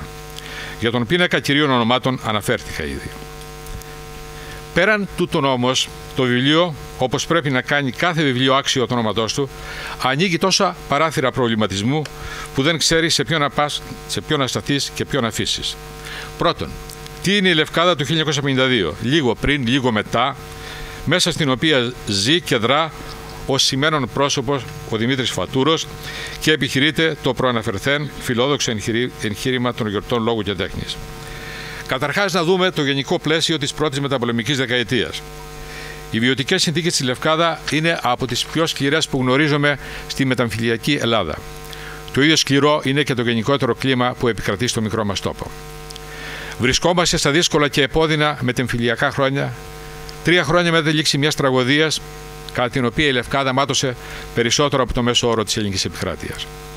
Οι άνθρωποι προσπαθούν να επιλώσουν τις βαθιές πηγές που άνοιξε ο εμφύλιος, στις οποίες είχαν προσθεθεί οι μεγάλες καταστροφές του σεισμού του 1948, να επιβιώσουν, να ξεφύγουν από τη στέρηση, να βελτιώσουν το επίπεδό τους. Τα μέσα που έχουν είναι η σκληρή δουλειά και η μετανάστευση εσωτερική και εξωτερική. Το εξαιρετικά ενδιαφέρον με τη Λευκάδα της εποχής εκείνης είναι ότι παράλληλα με τον αγώνα της επιβίωσης πορεύεται και η πίστη στην χρησιμότητα των πολιτιστικών αξιών. Στα πιο ζωντανά κύτταρα της κοινωνίας εδραιώνεται η πεποίθηση και αυτή διαχέεται στην υπόλοιπη κοινωνία ότι ο πολιτισμός, εκτός από την καθ' αυτό αξία του, είναι το όχημα με το οποίο το νησί θα δραπετεύσει από τη στέρηση και την μισέρια. Μέσα σε αυτό το κλίμα, οι πνευματικοί άνθρωποι αγωνίζονται να υπερβούν στο μέτρο του δυνατού τον πρόσφατο διχασμό και να χαράξουν δρόμους συλλογικής δράσης, παράλληλα ή και σε σύνδεση με την πραγμάτωση των πνευματικών τους αναζητήσεων. Ειδικά οι τιμένοι του εμφυλίου, που είναι αρκετοί και σημαντικοί, αγωνίζονται να υπερβούν την απογοήτευση για την αποτυχία των ελπίδων τους και να βρουν νέους δρόμους που θα συντηρούν την ελπίδα και θα δίνουν διέξοδο στις πνευματικές τους ανησυχίες. Και αποτελεί ευχάριστο δείγμα νεωτερικότητας. Οι προφανώς με στοχαστικές προσαρμογές κατακτημένοι στην αντίληψη όλων αυτών για την αυτονομία του πολιτισμικού πεδίου έναντι του πολιτικού, παρόλο ότι πολλοί από τους προτεργάτες της πολιτιστικής κίνησης των χρόνων εκείνων είναι άνθρωποι με ιδεολογική συγκρότηση, πολιτικοποιημένοι και με έντονη πολιτική δράση σε όλο το εύρος του πολιτικού φάσματος. Ίσως δεν είναι συμπτωματικό ότι την ίδια εποχή, σε πανελλαδικό επίπεδο, η αντίληψη αυτή οδηγεί στην έκδοση περιοδικών όπως η επιθεώρηση τέχνης και συγκρούεται με αντιλήψεις εκ διαμέτρου αντίθετες μεταξύ τους, εκ των οποίων οι μεν θεωρούν τον πολιτισμό ως δραστηριότητα εντελώς άσχετη με την πολιτική, ή δε ως θεραπευτίδα της πολιτικής. Λίγο νερό θα ήθελα. Συγγνώμη. Η απτανησιακή πολιτισμική παράδοση της Λευκάδας είναι ένα κίνητρο. Οι αρχαιακές διαθεσιμότητές της ένα πολιτισμικό κεκτημένο. Η ευρηματικότητα των ανθρώπων και η ομορφιά του τοπίου της εγγενεί πλεονεκτήματα και τα οράματα της προηγούμενης ταραγμένης δεκαετίας δραστικός καταλήτης. Ειδικά τα δύο πρώτα και κυρίως τα επιτεύγματα των μεγάλων πνευματικών αναστημάτων του τόπου, παλιών και σύγχρονων, με κορυφαίους τους μεγάλους ποιητές του νησιού, τον μυθικό Βαλαωρίτη και τον άρτη αποβιώσαντα Σιγλιανό, τα ηγετικά αστικά στρώματα της πόλης τα συνειδητοποιούν και τα αξιολογούν ως ένα βαρύ ιστορικό παρελθόν, του οποίου οφείλουν να φανούν άξιοι συνεχιστές και που τους δίνει το δικαίωμα να πιστεύουν ότι ο τόπος τους αξίζει καλύτερης τύχης και μεγαλύτερης προσοχής από την κεντρική διοίκηση, αλλά και προτίμησης από τους ξένους την ώρα που έχει σημάνει η ώρα του τουρισμού και άλλοι ελληνικοί τόποι έχουν ήδη καρποθεί τις θετικές οικονομικές συνέπειες. Μια άλλη βασική σταθερά της σκέψης, όχι μόνο των μορφωμένων του νησιού, είναι η πεποίθηση ότι ο δρόμος προς ένα καλύτερο αύριο περνάει υποχρεωτικά μέσα από την περιφερειακή ανάπτυξη, η οποία βέβαια συνεπάγεται υποχρεωτικά την καταπολέμηση του υδροκεφαλισμού της πρωτεύουσας. Ιδιαίτερα, όλη η ορμή της πρώτης μεταπολεμικής 20ετίας, όπως εκφράζεται μέσα από τον Ορφέα, το Σύλλογο Λευκαδίων Αττικής, τις γιορτές λόγου και τέχνης και την εφημερίδα του Ορφέα Λευκαδίτη και Σελίδης, έχει αυτή την πίστη ως σταθερή παράμετρο και την επιδιώκει με ζήλο και ενθουσιασμό.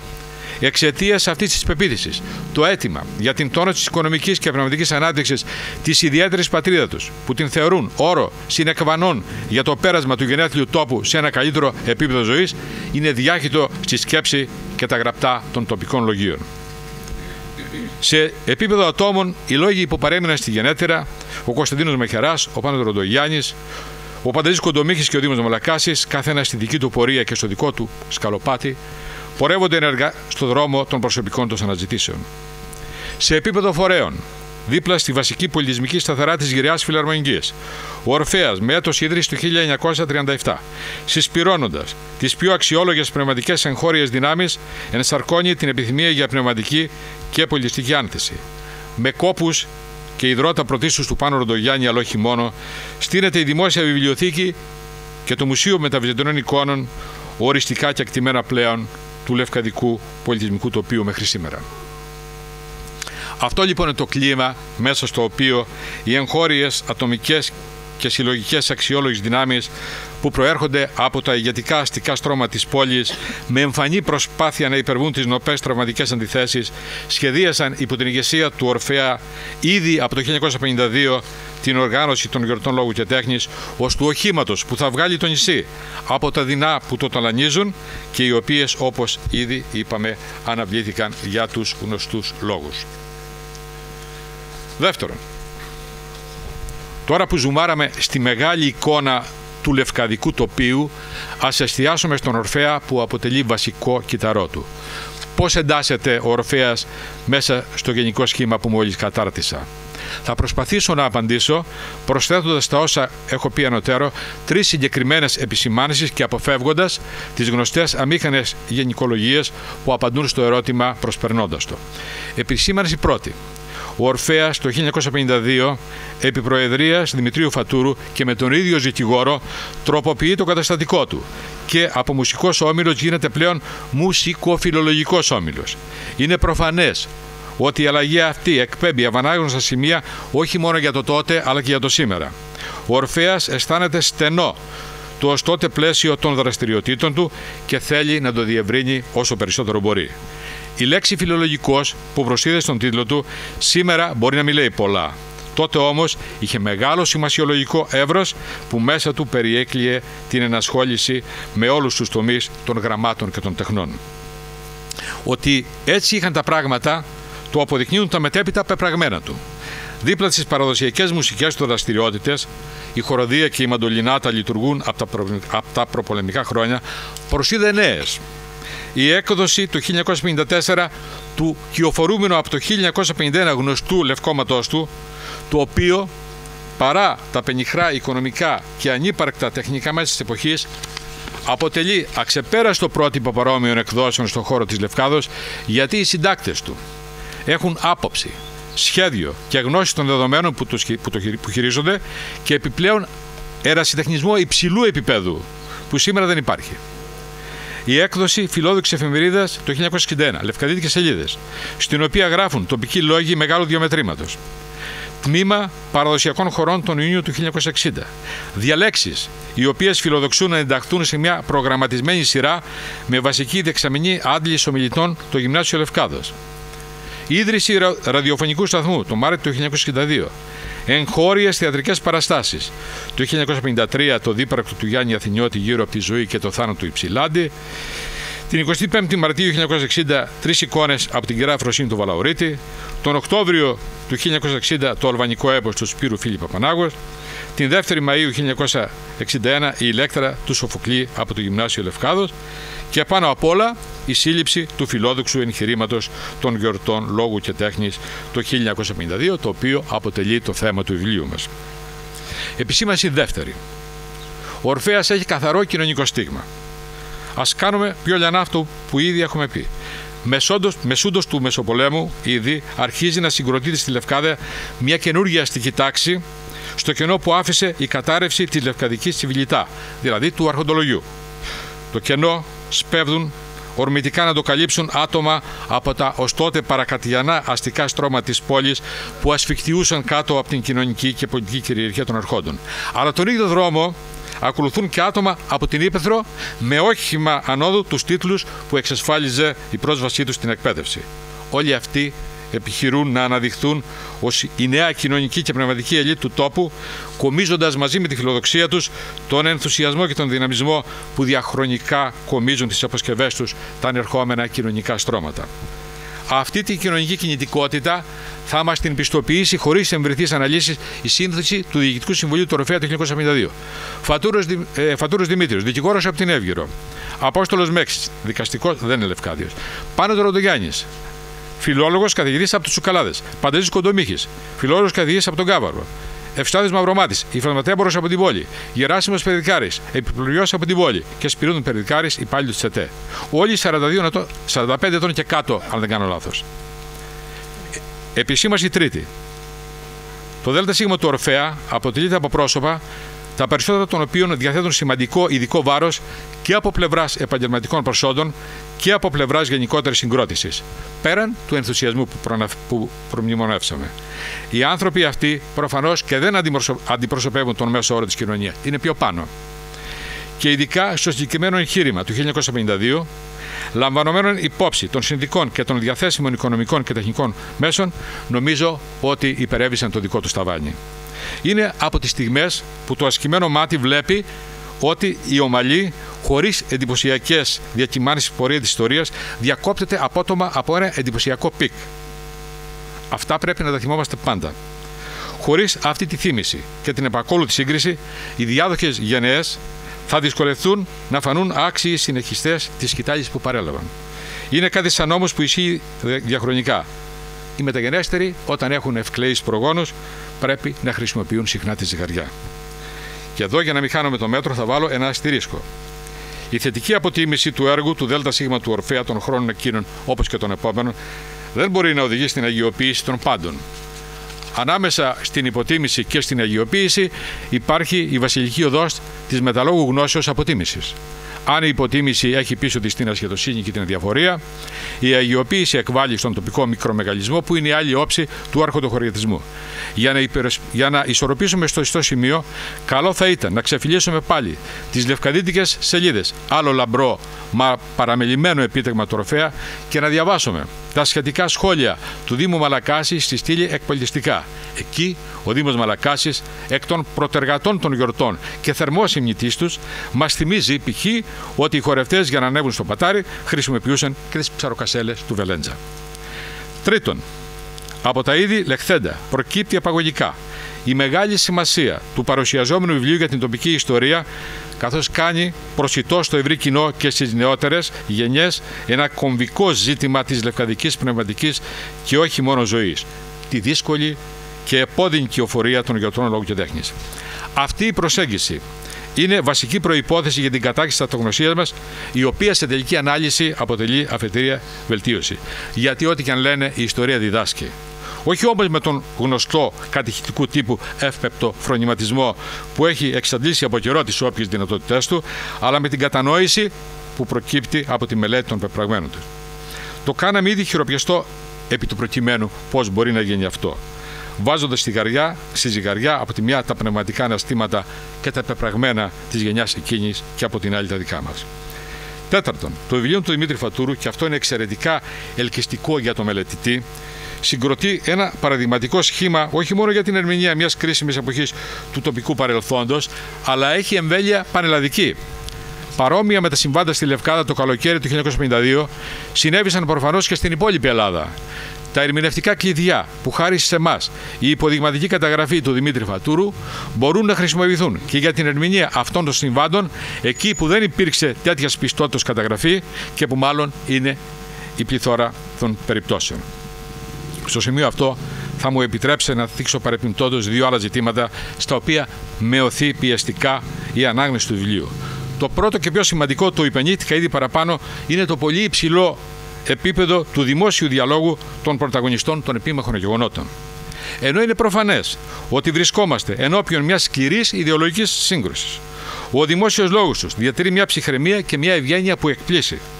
Είναι λόγος ευθύς, με σαφείς θέσεις, χωρίς υπονοούμενα και κτυπήματα κάτω από τη μέση. Ένας λόγος που κινείται αποκλειστικά στη σφαίρα της αντιπαράθεσης ιδεών και απόψεων και δεν διαρριγνύει τις προσωπικές του σχέσεις. Είναι βέβαιο ότι ο σημερινός αναγνώστης, εθισμένος στον δημόσιο λόγο της εποχής μας, θα νιώσει ρίγος όταν διαβάσει τα κείμενα αυτά, το ρίγος εκείνου που συνειδητοποιεί ότι δεν κατάφερε να διατηρήσει κάτι πολύ σπουδαίο που του κληροδότησαν οι προγονείς του. Το δεύτερο είναι η διατύπωση ότι από τους ανθρώπους αυτούς που έδειξαν ως τότε μια πραγματική σοφία στο θέμα των αναπόφευκτων συμβασμών, έλειψε το κάτι παραπάνω που θα ισορροπούσε τα πράγματα στην κρίσιμη στιγμή. Ο επιμελητής στα επιλεγόμενά του το διατυπώνει κέρια, ανοίγω εισαγωγικά. Οι άνθρωποι του Ορφέα με τον ενθουσιασμό, τα ταλέντα τους και τον εθελοντισμό τους κατεβάζουν ιδέες, σχεδιάζουν ερασιτεχνικά, χωρίς πόρους, υποδομές και τεχνογνωσία για την οργάνωση μεγαλύτερων πολιτιστικών γεγονότων πέραν του τοπικού και του στοιχειώδους. Τα πολιτιστικά πράγματα της Ελλάδος και του κόσμου τα παρακολουθούν λιγότερο ή περισσότερο. Στο σύστημα είναι ενταγμένοι ή θέλουν να ενταχθούν και να ζήσουν, μακάρι και με αξιοπρέπεια. Τα στενά όρια που τους βάζει η εποχή τους και η επαρχία δεν τα γνωρίζουν καλά. Κλείνονται εισαγωγικά. Το αποτέλεσμα είναι το αναμενόμενο. Η ήττα της αδύνατης πλευράς και η πύρια νίκη της ισχυρής. Με την απόσταση του χρόνου, εμείς όλα αυτά τα βλέπουμε καθαρά.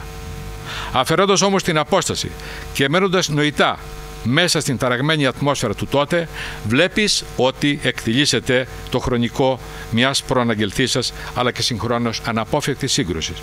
Και αν το δει κανείς από την άποψη αυτή, δεν θα είχε άδικο αν έλεγε ότι βρισκόμαστε μπροστά σε ένα τυπικό ελληνικό δράμα από τα πολλά εκείνα που οδήγησαν την λαϊκή πείρα αιώνων να διατυπώσει τη γνωστή παροιμία με την καραδάρα και το γάλα. Με διαφορετικά λόγια, η ιστόρηση των γεγονότων του 1952 από τον Δημήτρη Φατούρο μας κληροδοτεί μια εμπειρία χρήσιμη για την υπέρβαση παρόμοιων καταστάσεων. Η πραγματικότητα βέβαια απέδειξε ότι τελικά η κρίση του 1952 ευτυχώς δεν πλήγωσε ανίκεστα την ανορθωτική προσπάθεια του Ορφέα και όλων των δυνάμεων που στοιχίζονταν στην ίδια πορεία. Η ικανότητα των προωθητικών συμβιβασμών και των συνεργασιών επέζησε τις κρίσεις. Και οι γιορτές λόγου και τέχνης έγιναν γρήγορα πραγματικότητα που συνεχίζεται να λειτουργεί μέχρι σήμερα.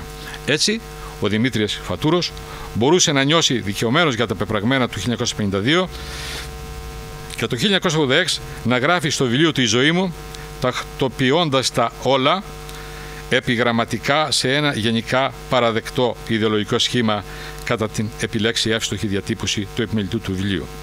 Γράφει λοιπόν ο Δημήτρης Φατούρος. Οι γιορτές του Ορφέα, 29, 30 και 31 Αυγούστου που ματαιώθηκαν, αφήσανε τη σφραγίδα αυτού του μεγαλεπίβολου οράματος των γιορτών λόγου και τέχνης. Αποσιοποιητικά. Όπως και οι γιορτές λόγου και τέχνης Λευκάδος από το 1955 και ύστερα από τις γιορτές του Ορφέα του 1952 πήραν την έμπνευση. Από αυτές τις γιορτές του Ορφέα δεχτήκανε την επιτυχία τους που δημιούργησαν το απρόβλεπτο εκείνο θαύμα, όπως χαρακτηρίστηκε, της προβολής του νησιού μας στο Πανελλήνιο και διεθνώς. Ο Ορφέας λοιπόν έχει την πατρότητα των γιορτών λόγου και τέχνης 1955 και ύστερα μέχρι σήμερα. Η τιμή ανήκει στον Ορφέα, σε όλους εκείνους επώνυμους και ανώνυμους που δούλεψαν για τις γιορτές του 1952. Κυρίες και κύριοι, Τα ζητήματα που μας ανοίγει το βιβλίο του Δημήτρη Φατούρου δεν έχουν τελειωμό, αλλά η κλεψίδρα τελείωσε. Κλείνοντας, ας εκφράσουμε την ευγνωμοσύνη μας στον συγγραφέα του βιβλίου που μας άφησε αυτή τη σπουδαία μαρτυρία για την ιστορία του τόπου μας. Ας αποδώσουμε τα εύσημα στον επιμελητή του βιβλίου που έκανε το βιβλίο του Φατούρου εύχριστο ανάγνωσμα σε κάθε φιλομαθή αναγνώστη και πολύτιμο εργαλείο για τη γνώση της τοπικής ιστορίας. Και ας ευχηθούμε χρόνια πολλά στον εορτάζοντα τα 80 χρόνια του Ορφέα, δίνοντάς του την υπόσχεση ότι εν ευθέτω χρόνο θα του ετοιμάσουμε μια νέα επαυξημένη και βελτιωμένη έκδοση της ιστορίας του. Σας ευχαριστώ πολύ.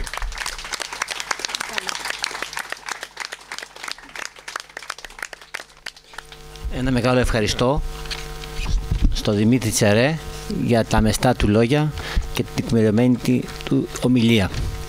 Θα παρακαλέσω τώρα την Παρασκευή Κοψιδά Βρετού να έρθει στο μικρόφωνο. Θα προσπαθήσω να μην αξιοποιήσω όλο το πακέτο των σημειώσεων. Θα ήθελα να ευχαριστήσω θερμά την οικογένεια Δημητρίου Φατούρου, του Μίτσου Φατούρου που τον ξέραμε εμείς στα παιδικά μας χρόνια σαν δικηγόρο της πόλης, ήταν από τους επώνυμους της πόλης, και ιδιαίτερα να ευχαριστήσω τον εγγονό του, τον Δημήτρη Φατούρο, τον ευγενέστατο πραγματικά Δημήτρη Φατούρο, που τουλάχιστον αυτό το διαπίστωσα από την επικοινωνία που είχαμε, προκειμένου να με καλέσει και να μοιραστώ απόψε με την οικογένεια και με τους συντοπίτες μου τη συγκίνηση αυτής της βραδιάς. Τι μένει να πω και ποιες θα ήταν οι προσδοκίες σας από μια εισήγηση που είναι περίπου επιλογική. Εγώ διαβάζοντας το βιβλίο, το οποίο όμως είχα διαβάσει ολόκληρο το 2005, όταν συμπληρωνότανε 50 χρόνια από τις γιορτές λόγου και τέχνης, και τότε το Πνευματικό Κέντρο μου είχε αναθέσει να γράψω, να συνθέσω το ιστορικό λεύκομα αυτής της διαδρομής των 50 χρόνων των γιορτών λόγου και τέχνης. Και μετά, 10 χρόνια αργότερα, πάλι είχα την τιμή ξανά το Πνευματικό Κέντρο να μου αναθέσει να συνθέσω ξανά το λεύκομα για τα 60 χρόνια των γιορτών λόγου και τέχνης. Και πράγματι, σε αυτή την επίπονη προσπάθεια, γιατί δεν ήταν καθόλου εύκολο να συγκεντρώσεις το υλικό, γιατί νομίζω ότι οι γιορτές λόγου και τέχνης και ο Ορφέας συνιστούν δύο κορυφαίους πολιτιστικούς θεσμούς που δεν σταματούν μόνο στα πρωτογενή μεγέθη του πολιτισμού, αλλά εμπλέκουν ολόκληρη την κοινωνία και τα δρόμενα της κοινωνίας της Λευκάδας. Έτσι λοιπόν το βιβλίο του Δημητρίου Φατούρου, «Η ζωή μου», μου ήταν πάρα πολύ γνωστό και πολύ βασανισμένο από σημειώσεις που είχα κρατήσει τότε. Αυτό το πόνημα, το σημερινό, είναι κάτι καινούριο και διεκδικεί μία βιβλιογραφική αυτονομία. Πραγματικά θέλω να συγχαρώ και να ευχαριστήσω και τον Τριαντάφυλλο για όλη αυτή τη δουλειά που έκανε. Είναι εκπληκτική η εργασία για να βγει ας πούμε το σπάραγμα ενός βιβλίου, για να έχει αυτή την αυτοτελή παρουσία και να διαβάζεται σαν ένα αυτοτελές ανάγνωσμα με αξιώσεις τοπικής ιστορίας. Αυτό είναι το πρώτο. Το δεύτερο που ήθελα να σημειώσω είναι ότι πρόκειται για ένα γεγονός, δεν θα επανέλθω, ο Δημήτρης ο Τσαρές τα είπε όλα, και το κοινωνικό και το ιστορικό πλαίσιο της εποχής, και επιπλέον σημείωσε κάτι που το είχα σημειώσει κι εγώ εμφαντικά στη σκέψη μου όταν διάβαζα το βιβλίο. Αυτό είναι εκτός από όλα τα άλλα, το βιβλίο προσφέρει ένα μάθημα κοινωνικής αγωγής και ευπρέπειας, για το πώς δηλαδή συγκρούονται οι άνθρωποι, ποιο είναι το ήθος της αντιπαλότητας, γιατί καμιά δημοκρατία, κανένα καθεστώς που στηρίζεται στο λόγο και στον αντίλογο δεν μπορεί να προχωρήσει χωρίς τις συγκρούσεις. Είναι η διαλεκτική της ζωής αυτή, η διαλεκτική της ανθρώπινης σκέψης. Όμως αυτό που μετράμε διαβάζοντας το βιβλίο είναι το πώς αυτοί οι άνθρωποι που βρεθήκανε να συγκρούονται μεταξύ τους και στο τέλος κάποιοι υποτίθεται να νικάνε, κάποιοι να υποχωρούν από το όραμά τους, με πόση αξιοπρέπεια, με πόση φιλότητα και με πόσο ήθος ακολουθούν αυτή τη σύγκρουση. Πράγματι, το επαναλαμβάνω, το είπε εμφαντικά και ο Δημήτρης. Τώρα, ένα τρίτο σημείο. Θα έρθω στον άνθρωπο Δημήτρη Φατούρο και θα ξεκινήσω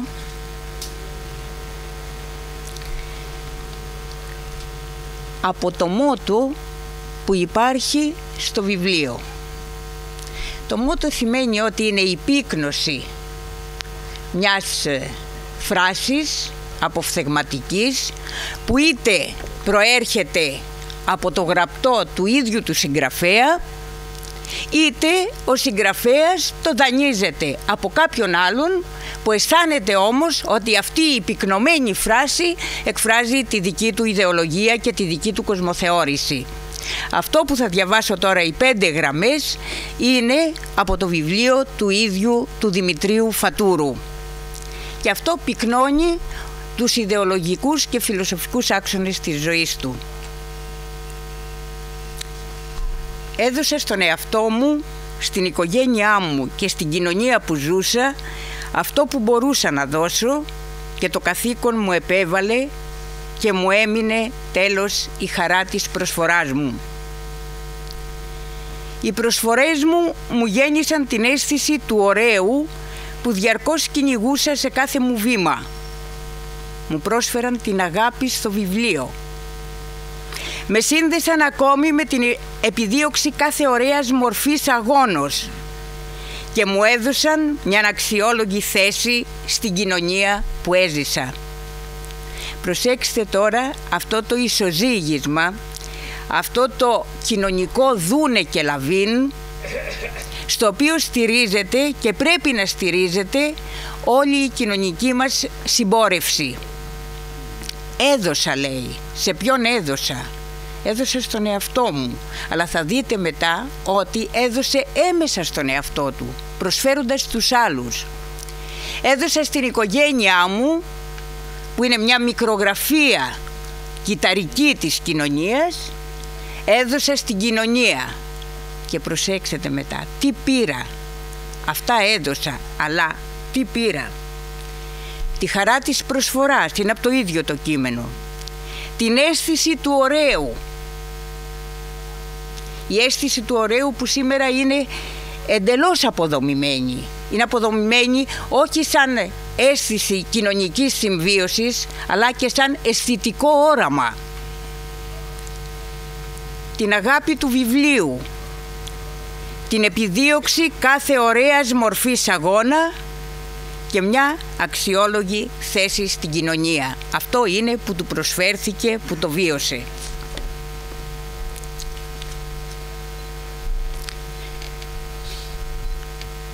Είπαμε πόσο μεγαλεπίβολο ήταν αυτό το, δεν θα το έλεγα σχέδιο, όραμα ήτανε. Και επιφυλάσσομαι να πω με ηχηρή φωνή όραμα, γιατί η Λευκάδα είναι παραγωγός οραμάτων και μεγάλων οραμάτων και τίποτα δεν γίνεται τυχαία. Αυτό που λέμε το θαύμα του Ορφέα δεν έχει μια μεταφυσική. Δεν υπησέρχεται στην ανθρώπινη προσπάθεια η μεταφυσική. Είναι καθαρά ένα δημιούργημα φυσικών δυνάμεων. Φυσικών δυνάμεων ανθρώπων που πιστεύουν σε ένα στόχο και συσπυρώνονται για να τον υλοποιήσουν.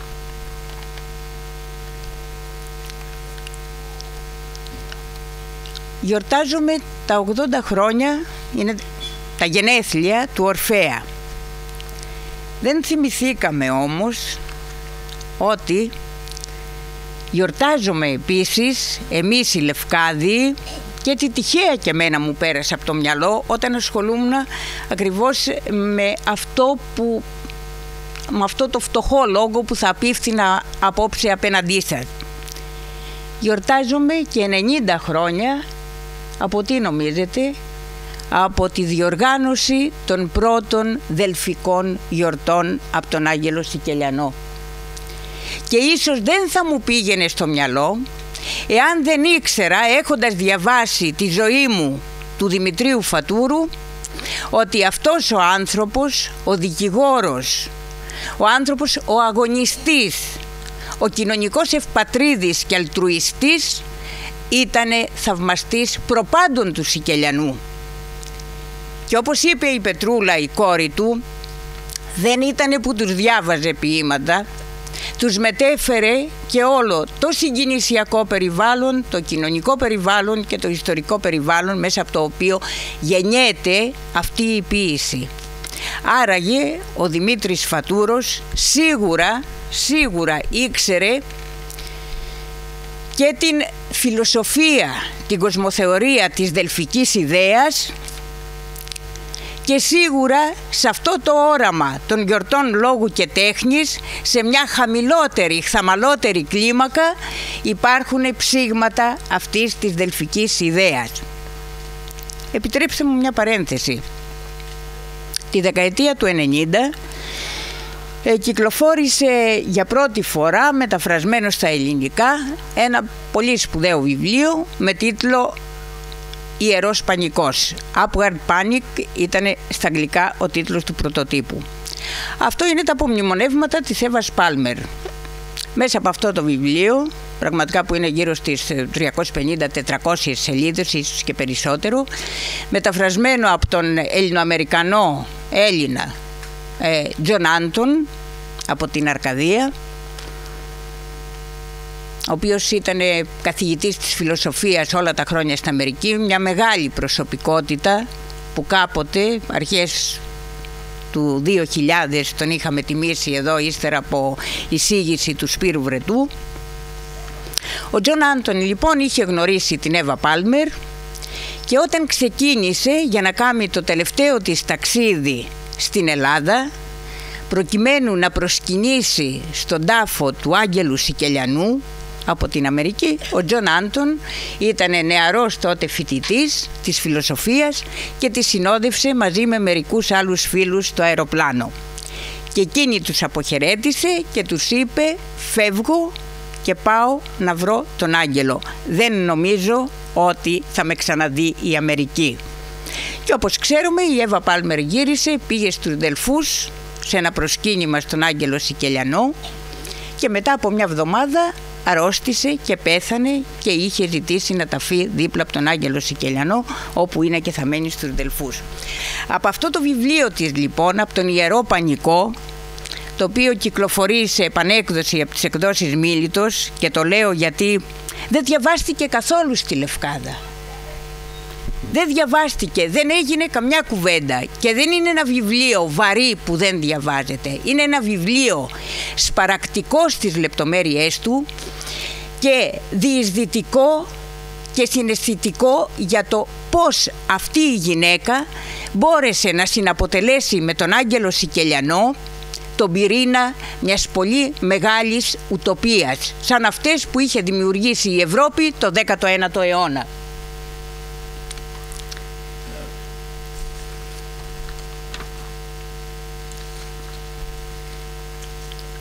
Το ζήτημα με την Εύα και τον Άγγελο είναι ότι αγαπήσαν αυτό τον τόπο. Εντάξει, το όραμά τους, το δελφικό, το δέσανε με τους Δελφούς, είναι άλλη ιστορία. Όμως τη Λευκάδα την είχαν αγαπήσει και οι δύο και είχαν αγαπήσει και την πόλη, αλλά προπάντων είχαν αγαπήσει τα χωριά της Λευκάδας. Και η Εύα στο βιβλίο της έχει ένα κεφάλαιο, μάλλον δύο κεφάλαια. Το ένα το αφιερώνει στη Λευκάδα, με τον τίτλο Λευκάδα, και το άλλο στην υφαντική τέχνη, όπου περιγράφει τις διαδρομές που έκανε σε όλα τα χωριά, τις λευκαδίτισσες γυναίκες, την υφαντική τέχνη, το πώς έμαθε από αυτές την υφαντική τέχνη κλπ. Και τις αξίες τους. Όμως τη Λευκάδα πώς την έβλεπαν? Την έβλεπαν ολόκληρη σαν μία μετουσίωση πνευματική. Δεν θέλω να φανεί ότι είναι μια υπερβολή αυτό που ισχυρίζομαι. Δεν έβλεπαν μέσα στον τόπο τα υλικά του σημάδια. Το βλέμμα τους ήταν αφαιρετικό. Περιπλανιόταν πάνω από τον τόπο, πάνω από τα πράγματα του τόπου και σε επικοινωνία με το φυσικό μεγαλείο του τόπου, γιατί η Λευκάδα είναι ένα πανόραμα εναλλαγών φυσικών, από τις πιο λυρικές αποδράσεις μέχρι τις πιο επικές στιγμές. Συγκρίνεται τα λιμανάκια που έχουμε στην Ανατολική Λευκάδα με το Λευκάτα, ας πούμε, στην Νότια Λευκάδα. Έτσι λοιπόν έρονται σε μια ιερή έξαρση, γι' αυτό και το βιβλίο λέγεται Ιερός Πανικός, πάνω από τα πράγματα και μένει μέσα στην ψυχή τους η πεμπτουσία του τόπου που είναι πνεύμα. Λοιπόν, διαβάζω μόνο μία φράση από το κεφάλαιο Λευκάδα της Εύας Πάλμερ. Δύο κόσμοι, εξωτερικός και εσωτερικός, φαίνονταν να συναντιούνται στο νησί αυτό που ήταν όλο πνεύμα. Σε αυτά τα άσπρα αυγουλωτά βότσαλα που μας είχαν γίνει κρεβάτι, διάσπαρτα πέρα από τον ορατό ορίζοντα και κάτω ως το βυθό της θάλασσας. Ήξερα ακόμη ότι αυτή η ενότητα δεν ήταν μόνο για μια στιγμή στο χρόνο, αλλά υπήρχε πάντα και θα ήταν για πάντα. Τόσο στη Λευκάδα, το νησί του Ιωνίου, όσο και στον Άγγελο, το θρέμα της, τούτη η εσωτερική και εξωτερική ανάσα, τούτη η καρδιά που δίνει ζωή και αίμα και μεταλαβαίνει πνεύμα, ήταν πραγματικότητα. Δεν ήταν για τον Άγγελο απλώς μια στάση ζωής ή ένας απίστευτος αυθορμητισμός στη γλώσσα. Ο Άγγελος ήταν πραγματικά ο χρυσός αετός που τρέφεται αντικρίζοντας τον ήλιο. Αυτή την πνευματική διάσταση του τόπου είδανε και 20, 25, δεν ξέρω 30 χρόνια μετά αυτοί οι άνθρωποι που συλλάβανε το όραμα να βγάλουν τον τόπο τους, το μικρό τους τόπο, μέσα από τη δίνη και την οδύνη του εμφυλίου πολέμου και να συμφιλιώσουν αυτό το αίμα, το αντιθετικό αίμα που τους είχε χωρίσει, με το οποίο τους είχε χωρίσει ο εμφύλιος πόλεμος. Ελέγχθη και υπερτονίστηκε ότι οι γιορτές αυτές ήταν γιορτές του λαού της Λευκάδας, όλων των ανθρώπων. Αυτό δεν έχει καμιά υπερβολή. Δεν θα επανέλθω, γιατί τα είπε και τόσο αναλυτικά η Πετρούλα, δείχνοντας όλο το κλίμα. Απλώς ήθελα να προσθέσω κάποιες αναφορές που κάνει μια ιέρια, προθιέρεια των γιορτών τη δεκαετία του 50, του 60 και μέχρι τις αρχές του 70. Αυτή είναι μια κεφαλονίτισσα ζωγράφος, η Διάννα Αντωνακάτου, η οποία δεν ξέρω πώς, ήξερε πάντως, εγνώριζε πολύ καλά μέσω των Επτανησίων στην Αθήνα. Αυτή ήταν ζωγράφος, πολύ καλή ζωγράφος, εγνώριζε τον Αντώνη Ντεβελέκη. Και από τη στιγμή που είχε συλλάβει ο λευκαδίτικος λαός με τους προτεργάτες του και τις συνενέσεις της λαϊκές, αυτό το όραμα, η Διάννα Αντωνακάτου βρέθηκε στις επάλξεις στη Λευκάδα.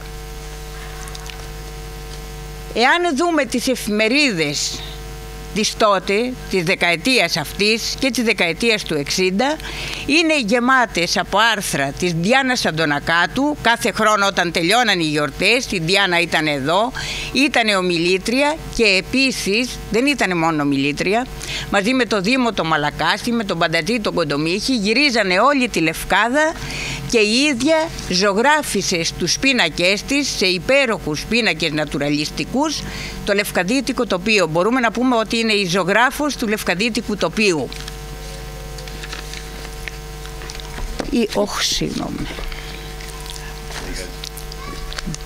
Η Διάννα λοιπόν το 2005 ζούσε. Δεν την ήξερα, είπα πρέπει να βρούμε αυτή τη γυναίκα.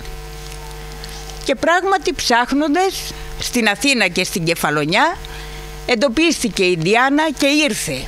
Ήρθε στη Λευκάδα και είχε λάβει μέρος, και ήταν πολύ συγκινητικό πραγματικά, είχε λάβει μέρος στις γιορτές τότε του 2005. Και λέω ότι ήταν πολύ συγκινητικό γιατί όταν ερχότανε τα πρώτα χρόνια με τον Τζεβελέκη, ήταν 27-28 χρονών, μια πανέμορφη κοπέλα, και όταν τη φέραμε στη Λευκάδα ήταν μια πανέμορφη έφηβη 83 χρόνων. Ήρθε λοιπόν στη Λευκάδα το 2005 η Διάνα Αντωνακάτου και έλαβε μέρος στο συμπόσιο που είχε γίνει τότε για τα 50 χρόνια των γιορτών. Στα 60 χρόνια δεν υπήρχε, είχε πεθάνει. Πέθανε περίπου 90 χρονών. Λοιπόν, να σας διαβάσω, είναι ένα υπέροχο κείμενο. Τι είχε πει τότε μπροστά στο λευκαδίτικο κοινό. Αισθάνομαι πως οφείλω σε αυτό το νησί τη συναρπαστική εκείνη εμπειρία της απόλυτης ταύτισής μου με το περιβάλλον, το τοπίο, τη φύση, τους ανθρώπους. Όταν το σώμα μας με τις ψυχικές και νοητικές του προσεγγίσεις αιμοδοτείται από το σώμα και το πνεύμα του τόπου που το περιβάλλει. Δεν ξέρω αν ήταν τότε οι γιορτές που συνέβαλαν σε αυτή τη γιορτινή ένωση. Δεν μπορώ να πω αν ήταν οι νιώτοι οι ερωτευμένοι με τη ζωή, αν ήταν η πυρωμένη αμμουδιά, η παράδοσή μας στην κρουστάλλινη θάλασσα του Ιωνίου, και αν ήταν αυτές οι άυπνες, οι άγρυπνες νύχτες του Αυγούστου που ένωναν τη βραδιά με την αυγή και μας ξαναγεννούσαν στο γιορτάσι μιας νέας ημέρας. Ποιος κοιμόταν άλλωστε τότε στη Λευκάδα? Θα μπορούσαν να μοιάζουν όλα αυτά απολαύσεις παραθερισμού σε κάθε νησί παντού στην Ελλάδα. Όμως εδώ στη Λευκάδα ζήσαμε κάτι συναρπαστικό, ένα φαινόμενο, ένα θαύμα. Και είμαι ανάμεσα στους τυχερούς που βιώσαμε μια τελετουργία, μια αποκάλυψη και που επιζήσαμε για να μπορούμε τώρα στον εορτασμό της μνήμης της να μεταλάβουμε τη μοναδικότητά της.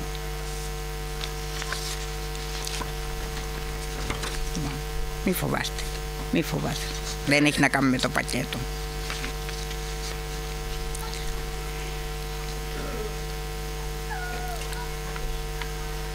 Και επίσης θα διαβάσω από τα αρχεία και τα παραλειπόμενα του φεστιβάλ μία άποψη ενός φίλου πάλι του φεστιβάλ της Λευκάδας που τον έφερνε ο Τζεβελέκης κάθε χρόνο και ήταν γραμματέας, ήταν διευθυντής του Υπουργείου σε θέματα παιδείας, ο Γεώργιος Κουρνούτος. Είναι ένα κείμενο ντοκουμέντο της εποχής πραγματικά αυτό για το πώς συμμετείχε ο λαός. Το φεστιβάλ είχε γίνει για το λαό της Λευκάδας, για το χωριάτι ακόμη του πιο μακρινού χωριού. Το φεστιβάλ, κάτι πολύ πιο σπουδαίο από το καρναβάλι, και γιορτάζεται τούτο το τελευταίο με ιδιαίτερο κέφι στη Λευκάδα. Μια γιορτή με προεκτάσεις που γίνονται συνειδητά και ασυνείδητα, οι νέες παραδόσεις, τα νέα έθιμα με τις δυνατότητες της σύγχρονης ζωής. Γιατί το φεστιβάλ της Λευκάδας έγινε λαϊκό πανηγύρι, ξεπέρασε τις παγανιστικές κατάλοιπες αξιώσεις του καρναβαλιού. Οι θεατές όρθιοι φτωχότεροι, οι άλλοι για την καζόζα τους στα καφενεία, ξεχυλισμένα τα παράθυρα από τις θαυμάσιες εκείνες μαντιλοπλαισιωμένες γυναικείες λευκαδίτικες μορφές. Οι πρώτοι ομιλητές δέχτηκαν το σεβαστικό τους χειροκρότημα και ας μην καταλάβαιναν πέρα-πέρα το θέμα. Οι απαγγελίες, τα ρεσιτάλ του βιολιού, πιάνου, επαρχιώτικα στην αρχή. Απόπειρες θεατρικών μαθητικών παραστάσεων, θίαση πρόζας, ακόμη και τραγωδίας, κουκλοθέατρα, καραγιόζης. Όλες οι αρχικές προσπάθειες με όλες τις αδυναμίες και τον πρωταγωνισμό τους πλαισιώθηκαν μέσα σε αυτό το θερμό αγκάλιασμα της Λευκαδίτικης πλατείας. Το κοινό τώρα, καθισμένο με εισιτήριο, το φτηνό 5 μόνον, κανονικά πια κοινό, έχει ακόμη από τα περιφραγμένα πλάγια του το συγκινητικό ξεχύλισμα των απέξω και των παραθυριών θεωρίων, το δωρεάν περίσσευμά του. Ανάμεσά τους σαν τα κυπαρίσια το στερέωσαν εκείνες οι λευκαδίτισσες με τα χωριάτικά τους, σαν το καλύτερο φολκλωρικό. Δεν έχω δει περισσότερο θρησκευόμενο, θα έλεγα, ακροατήριο στην τέχνη του λόγου από τους απλούς εκείνους ανθρώπους που γριούλες πολλών ετών, λευκαδίτισσες και γέροντες όρθιοι και όρθιες στεκόντουσαν στην πλατεία της Λευκάδας και άκουαν τους ομιλητές ομιλούντας μάλιστα και κάποτε περί τέχνος. Έτσι, καθώς εμείς επηρεασμένοι από τα ιδιότροπα ακροατήρια της πρωτεύουσας συνηθίζουμε να μιλάμε και στεκόντουσαν με δέος, νιώθοντας ότι κάτι σπουδαίο συντελείται στην πόλη τους εκείνες τις ώρες. Έχω ενσυναίσθηση του ότι έχουμε μακρηγορήσει. Είναι άπειρα πράγματα αυτά που μπορεί ακόμα να λεχθούν και ιδιαίτερα αυτά που μπορούν να κατασκευάσουν τον φιλοσοφικό και κοσμοθεωρησιακό καμβά πάνω στον οποίο ακούμπησαν αυτοί οι άνθρωποι, είτε συνειδητά και με γνώση, είτε υποσυνείδητα και με το ήθος, αυτό το ακατέργαστο αλλά γνήσιο αυθεντικό ήθος του λαϊκού ανθρώπου. Η περίπτωση του Δημητρίου Φατούρου και το βιβλίο του, μαζί με όλα τα άλλα ονόματα που αναφέρθηκαν και ένα ακόμα που δεν αναφέρθηκε, αλλά ήταν από τους προτεργάτες των γιορτών και από εκείνους που είχαν και στη γραφή τους ποιητική και πεζογραφική, αλλά και στα δοκίμια τους γνήσια συναίσθηση της αξίας του λαϊκού πολιτισμού. Ο πρώτος είναι ο Άγγελος Σικελιανός και μετά από αυτόν είναι ο πεζογράφος μας, ο Γεράσιμος Γρηγόρης. Από το αρχείο του μου είχε δώσει ο γιος του κάποια πολύ σημαντικά κείμενά του για το λαϊκό πολιτισμό. Υπάρχει λοιπόν μια υποδομή, ένα υπόστρωμα ιδεών, οραμάτων. Υπάρχει αυτή η ποιητική ματιά του Λευκαδίτη. Εγώ θέλω να πιστεύω πως ακόμα υπάρχει.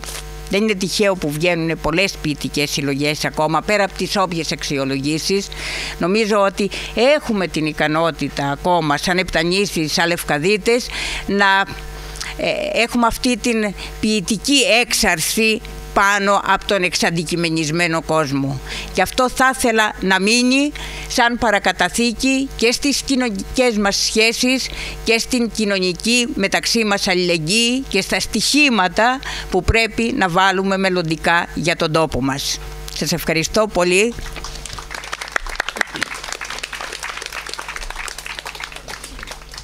Θέλω να ευχαριστήσω την κυρία Κοψιδά και θα κλείσουμε με τον Τριαντάφυλλο Σκλαβενίτη που θα πάρει το λόγο αμέσως μετά. Επίσης, αυτή η απόψινή βραδιά θα πλαισιωθεί μουσικά από το σύνολο νυχτών εγχόρτων του Ορφέα που θα μας παρουσιάσει έργα του Διονυσίου Γράψα που παρευρίσκεται κοντά μας. Κάποια από αυτά τα κομμάτια που θα ακουστούν δεν έχουν εκτελεστεί ή ηχογραφηθεί ποτέ μέχρι τώρα. Το σύνολο θα εκτελέσει 4 συνθέσεις εμπνευσμένες από τη ζωή και την καθημερινότητα της πατρίδας του δημιουργού τη Λευκάδα μας. Το πρώτο κομμάτι θα ονομάζεται Αλτσάνα. Είναι, όπως υπονοεί ο τίτλος, περιγράφει το τράβηγμα της βάρκας από το βαρκάρι με τη βοήθεια σκηνιού κατά μήκος του διάβλου, όπου μετέφερε λιούμενος στην παραλία του κάστρου. Θα ακολουθήσει η γύρα, εμπνευσμένη από το ομώνυμο παραθαλάσσιο τοπίο, και έπειτα θα ακουστούν στην νεοκλασική σύνθεση το Σάντα Μάουρα σε 3 μέρη, Βιβάντσε, Βάντε και Βιβάντσε, και τέλος θα κλείσει με τη θύμηση μια σύντομη νεκρόσιμη οδή που συνέθεσε ο Διονύσης Γράψας εις μνήμη της αγαπημένης του αδερφής Χρυσούλας. Το σύνολο απαρτίζεται από τη Μαρία Γιαννικοπούλου πρώτο μαντολίνο, τον Ορέστη Τζανίνη δεύτερο μαντολίνο, τον Κώστα τον Τζίτζα μαντόλα, τον Δημήτρη Γιαννικόπουλο κιθάρα και τον Νίκο τον Βλάχο στο κοντραμπάσο. Όλοι είναι μέλη της μαντολινάτας του Ορφέα και μαζί μας παραβρίσκονται. Οι εκδηλώσεις για τα 80 χρόνια του Ορφέα θα ολοκληρωθούν στις 14 Αυγούστου την προσευχή την προσευχή Δευτέρα και θα εμφανιστεί η Αντριάννα Μάμπαλη, συνοδεία της Μαντολινέτας του Ορφέα. Τα είπα αυτά για να σας πω ότι θα ακολουθήσει αυτό το μουσικό πρόγραμμα, το οποίο αξίζει να το παρακολουθήσετε. Και τώρα το λόγο στον Τριαντάφυλλο. Ύστερα από όσα ακούστηκαν στην παρουσίαση του βιβλίου μας από τους οικοδεσπότες, τα μέλη της οικογένειας Φατούρου και τους συναδέλφους Δημήτρη Τσερέ και Παρασκευή Κοψιδά Βρετού, με γνώση, στοχασμό και καλοκαρδία, λίγα λόγια έχει να πει ο επιμελητής του βιβλίου ως απόλογο για το σχεδιασμό του βιβλίου που υλοποίησε τη σκέψη και την πρόταση των απογόνων του Δημητρίου Πέτρου Φατούρου 1907-1995, όπως αυτή μου μεταφέρθηκε από τον εγγονό του Δημήτρη Θρασίβουλου Φατούρο, με τον οποίο συνεργαστήκαμε άψογα από το τέλος Μαρτίου ως σήμερα, που το βιβλίο παρουσιάζεται και παραδίδεται στους αναγνώστες και στην κρίση τους. Το βιβλίο στο σχεδιασμό του έπρεπε να είναι τιμητικό αφιέρωμα στα 80 χρόνια του μουσικοφιλολογικού ομίλου Ορφεύς, του οποίου ο Δημήτριος Φατούρος υπήρξε αντιπρόεδρος, πρόεδρος και μέλος των διοικητικών συμβουλίων του για πολλά χρόνια, αλλά και στα 55 χρόνια από το θαύμα του Ορφέα, τις απαρχές των γιορτών λόγου και τέχνης το 1952, όταν ο Δημήτριος Φατούρος ήταν εμπνευσμένος πρόεδρος ενός άξιου διοικητικού συμβουλίου. Για αυτά τα γεγονότα ήταν διαθέσιμα τα ιστορήματα του Δημήτρη Φατούρου «Η ζωή μου», που εκδόθηκε το 1986 και χαρίστηκε σε φορείς και επιλεγμένα πρόσωπα, και το βιβλίο του Γεράσιμου Περδικάρη 1918-1996, Ορφεύς Λευκάδος 1937-1988, Μισός αιώνας πολιτιστικής πορείας Λευκάδα 1992, έκδοση του Ορφέα.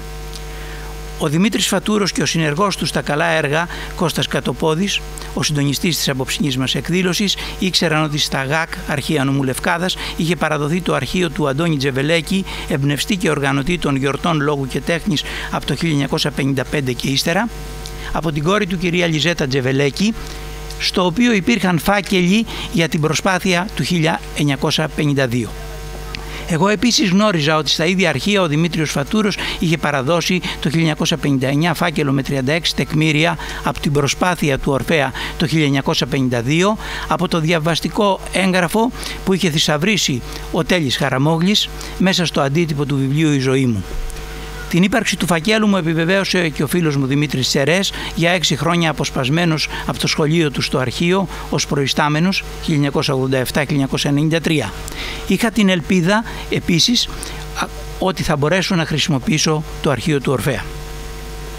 Το σχήμα του βιβλίου άρχισε γρήγορα να ξεκαθαρίζει με 3 χρονικά επίπεδα ιστόρησης, ξεχωριστά και αλληλένδετα. Πρώτο επίπεδο. Τα γεγονότα του 1952, Ιούνιος-Σεπτέμβριος, όπως παρουσιάζονταν από τα τεκμήρια των αρχείων του Φατούρου κυρίως, αλλά και του Τζεβελέκη, και από ό,τι θα εντοπιζόταν στο αρχείο του Ορφέα, καθώς και στις δημοσιεύσεις στον τύπο της Λευκάδας, κυρίως, αλλά και άλλων πόλεων. Δεύτερο επίπεδο. Η ιστόρηση του Φατούρου στο έργο «Η ζωή μου» το 1986, το οποίο ήταν στηριγμένο στα αρχαιακά τεκμήρια, αλλά και στη μνήμη και στην εμπειρία του, που όπλησαν την αφηγηματική του δυνότητα για να παρουσιάσει το έργο στο οποίο πρωταγωνίστησε και να το υπερασπιστεί από παρούσες και μελλοντικές παρανοήσεις. Τα τεκμήρια που ένθεσε στη διοίκησή του το 1986 κάποτε εξυγχρονίζονται ελαφρώς και κάποιες λεπτομέρειες ή διατυπώσεις στρογγυλεύονται για να μην ενοχλήσουν φίλους και αντιπάλους του χθες, αλλά και να μην σκανδαλίσουν τους νεότερους που ζούσαν τότε, το 1986, σε ομαλή πολιτική και κοινωνική περίοδο. Στο βιβλίο μας αποκαταστήσαμε την αρχική μορφή των τεκμηρίων. Τρίτο επίπεδο. Το βιβλίο δεν θέλαμε να σταματά στο 1986, 30 χρόνια, μια γενεά πίσω από την εποχή μας.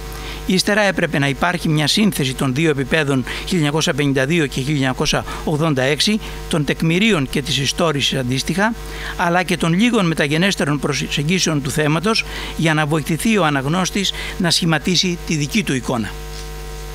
Το βάρος του τρίτου χρονικού επίπεδου 2017 του βιβλίου σήκωσαν τα προλογικά κείμενα και τα επιλεγόμενα, και ακόμη το χρήσιμο ευρετήριο κυρίων ονομάτων που διευκολύνει στις αναζητήσεις του τον αναγνώστη. Ο Δημήτριος Φατούρος διέθετε πλην της νομικής κατάρτισης και σκέψης μια οξύτατη ιστορική ματιά για τα φαινόμενα και τα γεγονότα, αλλά και το πλέγμα των κοινωνικών και των ανθρώπινων σχέσεων. Πίστευε στην αξία της κρίσης της ιστορίας και όχι μόνο την περίμενε, αλλά φρόντιζε να διευκολύνει την έρευνά της και με τη διατήρηση των τεκμηρίων των υποθέσεων που πίστεψε, υπερασπίστηκε και τις ιστόρισε στα απομνημονεύματά του, εκφράζοντας την πίστη τη δική του και των συνεργατών του ότι το εγχείρημα του 1952 έφτασε τους ανθρώπους που το ενήργησαν στα όρια των δυνάμεών τους και ήταν ένα έργο ευγενούς άμυλας. Τα τεκμήρια που διαφύλαξε και η ίδρυσή του πίστευε ότι διευκολύνουν και η ιστόρησή του, η δική του ιστόρηση, πίστευε ότι διευκολύνουν να διατηρηθεί η μνήμη και να στηριχτεί η ιστορία για να κατανοήσει και να αποφανθεί. Προχώρησε ακόμη και στην επισήμανση των καθηκόντων της ιστορίας, ώστε να μην πέσουν στη λησμονιά τα γεγονότα και να αφήσουν σημάδια στην ιστορική έρευνα και συγγραφή τα άξια έργα της ευγενούς άμυλας και των ανθρώπινων προσπαθειών και έργων, αφού οι υψηλές επιδόσεις τους δεν επιτρέπουν τη σιωπή της ιστορίας. Τα λόγια του Φατούρου μαζί με την παραδειγματική συλλογική δράση που κατεύθυνε δεν χρειάζονται περαιτέρω εξηγήσεις και εξαγωγή συμβουλών. Ευτυχώς που υπάρχουν και θα υπάρχουν σπουδαίοι άνθρωποι της αξιοσύνης, της διάκρισης και της προκοπής για να γίνονται οδηγοί μας.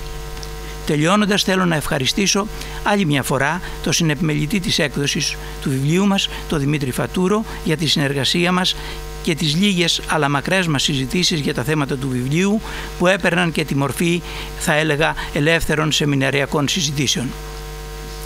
Η συμμετοχή μου στο σχεδιασμό, την έρευνα, τη συγγραφή και την επιμέλεια του βιβλίου και η στενή συνεργασία μαζί του με έκαναν κοινωνό της χαράς μιας οικογένειας που τιμά έμπρακτα τη συνέχειά της, δημιουργώντας ένα πολιτισμικό γεγονός στο γενέθλιο τόπο, προσφέροντας τη μνήμη του χαρισματικού προγόνου «Τα ΣΑ εκ των ΣΟΝ», ένα βιβλίο με πυρήνα το δικό του ιστόρημα για το έργο της Ορφικής Συλλογικότητας του 1952, της οποίας είχε την τιμή και την αποδειγμένη αξιοσύνη να προείσταται. Τον Κώστα Κατοπόδη ισόβιο Ορφικό για τη βοήθειά του και τη διαθεσιμότητά του για την αντιμετώπιση κάθε ζητήματος. Το φιλολογικό και τυπογραφικό επιμελητή του βιβλίου συνάδελφο ιστορικό Σωκράτη Πουλή, που χρόνια τώρα ανεβαίνουμε τους αναβαθμούς για την ολοκλήρωση όσο γίνεται καλύτερα κάθε βιβλίου που έχουμε την ευθύνη του. Επαναλαμβάνω εδώ τις ευχαριστίες μου στους συνάδελφους παρουσιαστές του βιβλίου. Ευχαριστώ τέλος τους οικοδεσπότες της βραδιάς, τον πρόεδρο του Ορφέα κύριο Δημήτρη Περδικάρη και το Διοικητικό Συμβούλιο του Ομίλου, την προϊσταμένη της Δημόσιας Βιβλιοθήκης Λευκάδας κυρία Μαρία Ρούσου και τους υπαλλήλους και τους συνεργάτες της βιβλιοθήκης για την οργάνωση της τιμητικής εκδήλωσης για το βιβλίο και τους συντελεστές του. Και όλους εσάς κυρίες και κύριοι, συμπατριώτισσες και συμπατριώτες, για την τιμή που μας επιφυλάξατε να παραστείτε στην παρουσίαση του βιβλίου μας, που ευχόμαστε να σας φανεί χρήσιμο ανάγνωσμα, μακάρι και ενδιαφέρον για την τοπική μας αυτογνωσία. Σας ευχαριστώ πολύ.